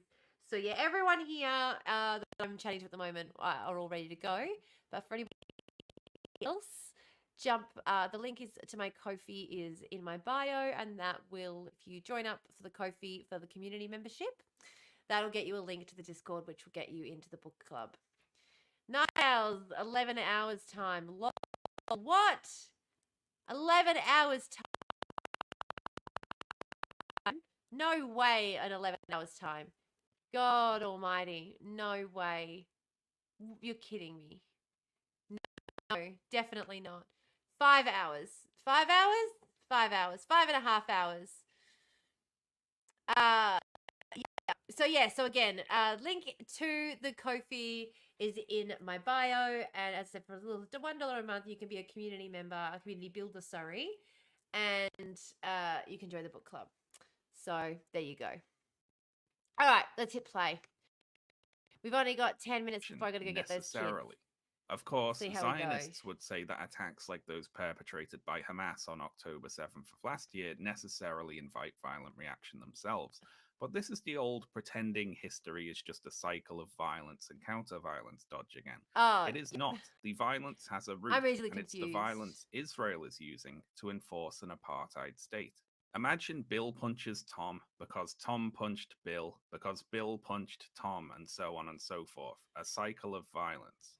If you weren't around to see the start of this chain of violence, it's impossible to decipher who's the instigator and so who is at fault. This is what some people would like you to think the Israel-Palestine conflict is. Yeah. But now imagine That's that exactly same cycle how- of violence, only Tom broke into Bill's house trying to and chained him phrase to a it. radiator first. And then Bill hits Tom, who hits Bill, No worries, who hits Kim. Tom. Thanks for joining us today. I appreciate it. We're logging off in 10. Well, actually 5 now, 6. So we'll be logging off soon as well. Thank you for joining us today. We'll see you later on tonight for our book club.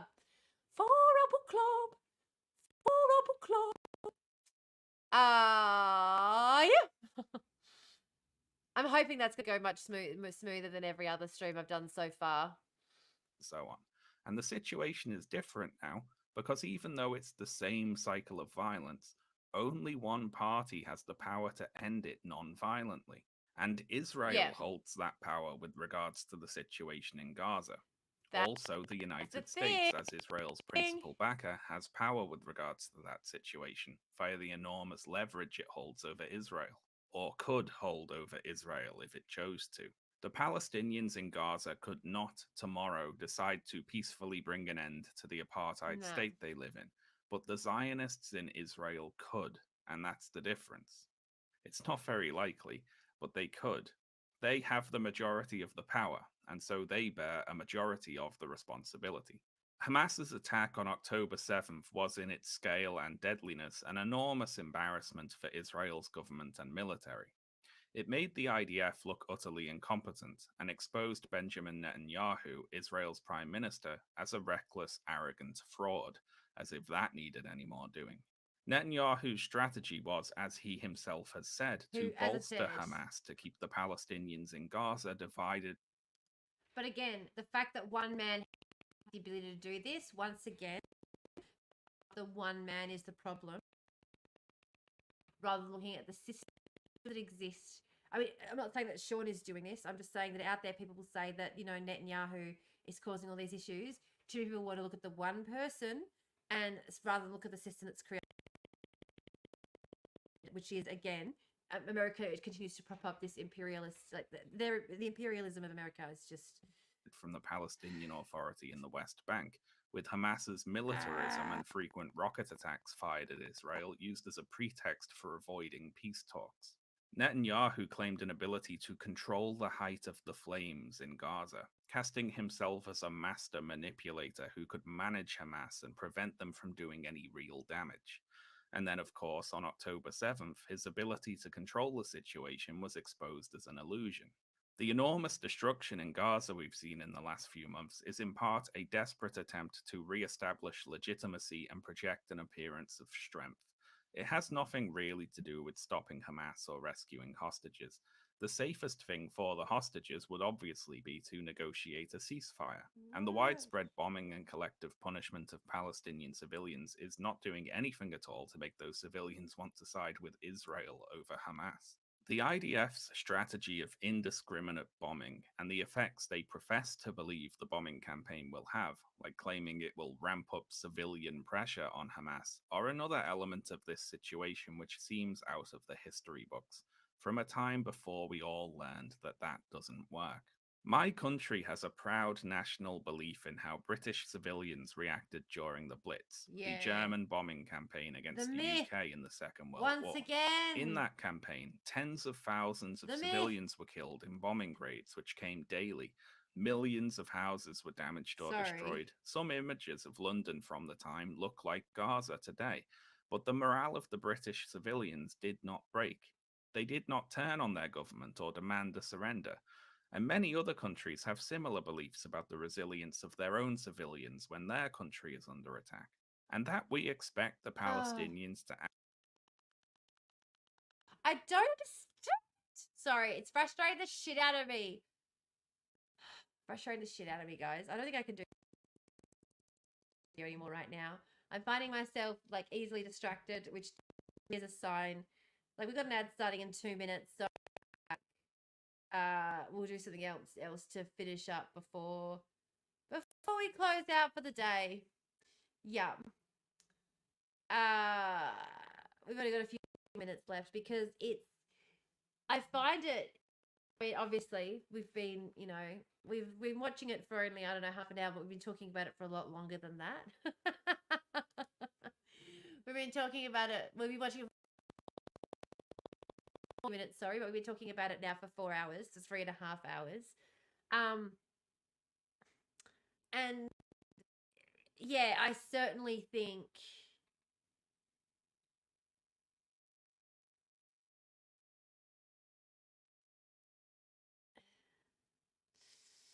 there's once again, our attention is necessary. What we pay attention to is important. And like we were talking about earlier, the Zone of Interest, that movie, but we don't want to be those people who could live right next door to our shits, and live in complete denial about what's going on. Anyway, we've got an ad break coming up, so while we are on the ad break, I'm going to make myself a cuppa, and then when we come back, we'll have a little bit of a more lighthearted chat about good news to close out the stream before we have book club tonight. Don't forget, put it in your diaries. Book club on the Discord. Join the Discord for the book club. Book club tonight. Book club tonight. I'll keep shouting it. I didn't want to go on TikTok today, and I really should have, because I need to remind everyone about book club. And I know that's where all of my people are, but some days you just can't manage it, and today is one of those days. Today is one of those days. You just can't manage it. Just can't manage it. Now, meme.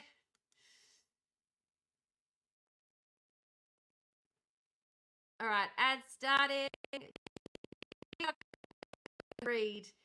All right, we'll be back after these ads. Enjoy. Is it starting? I don't know. I find it quite hard to be able to tell sometimes with this thing. Are we ready for the bone cone? Is it bone cone time? Your ad is about to start. Yes. You told me that already. Come on. I gotta make a cup of coffee.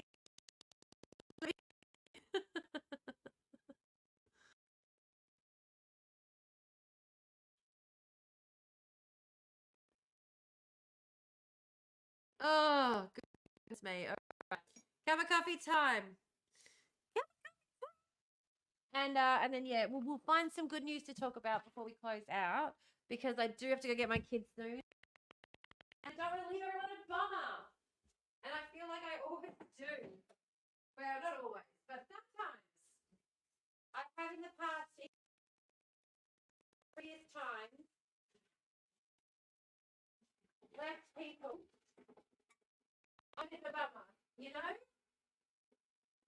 Our cycling bin is full.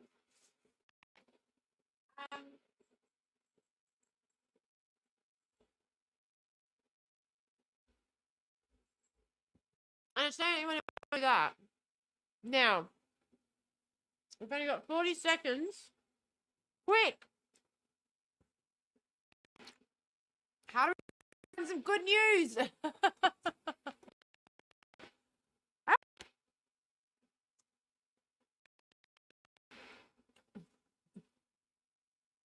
Do you think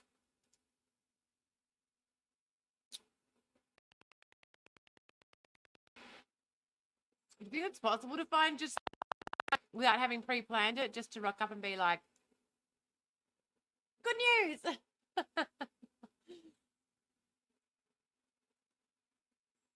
Probs not.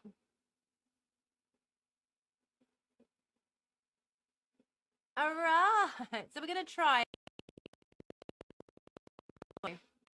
So welcome back. Welcome back. We're going to try and find some good news. The kettle did not finish boiling in enough time, so enjoy that lovely background noise. I'm having a quick look. Let's have a look.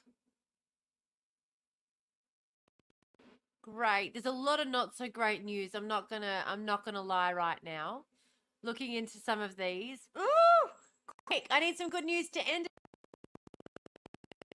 with. Quick. Far out. Can I search for some good news? Do they have anything where you can be like, hey?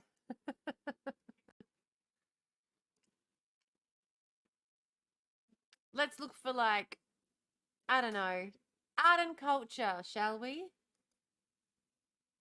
I feel like that's where we're going to find good news if there is going to find any. Do you know what I mean? Section. The magpie besties with a dog got reunited. That's good news. See? Oh, flippin' lip. All right. The magpie from Gold Coast. So cute. So cute.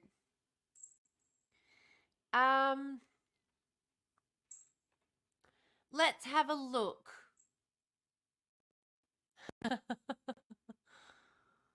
Let's have a look.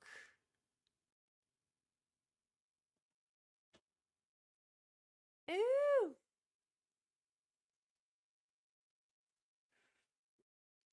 I wish you had the clip too. Maybe you can find it for us for later.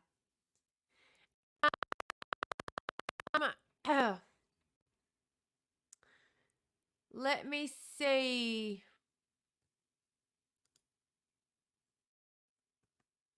Let's have a look at this. This was posted on Monday. Oh, what? The Animal Services removed the magpie because they weren't registered animal wildlife carers, but they got certified and now they've been reunited.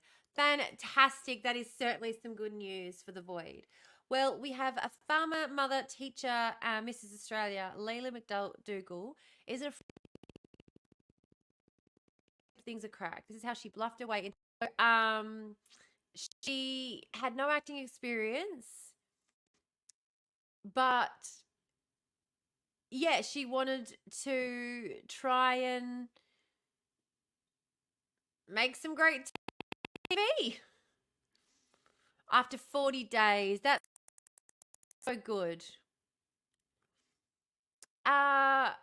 So they basically started a film studio in their small town.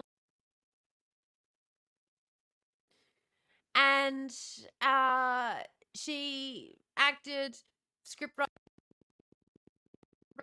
produced, like revitalized her community as well. Like it brought a lot of interest and industry into the town they're living in. Says husband Sean, her co-producer, I always believed in that. I had no doubt that she'd be able to pull it off. Well, that's lovely, isn't it? I think that's the clip. I can't clip. I can't. Oh, hang on. Maybe I can through Twitch. Hang on. Give me a second.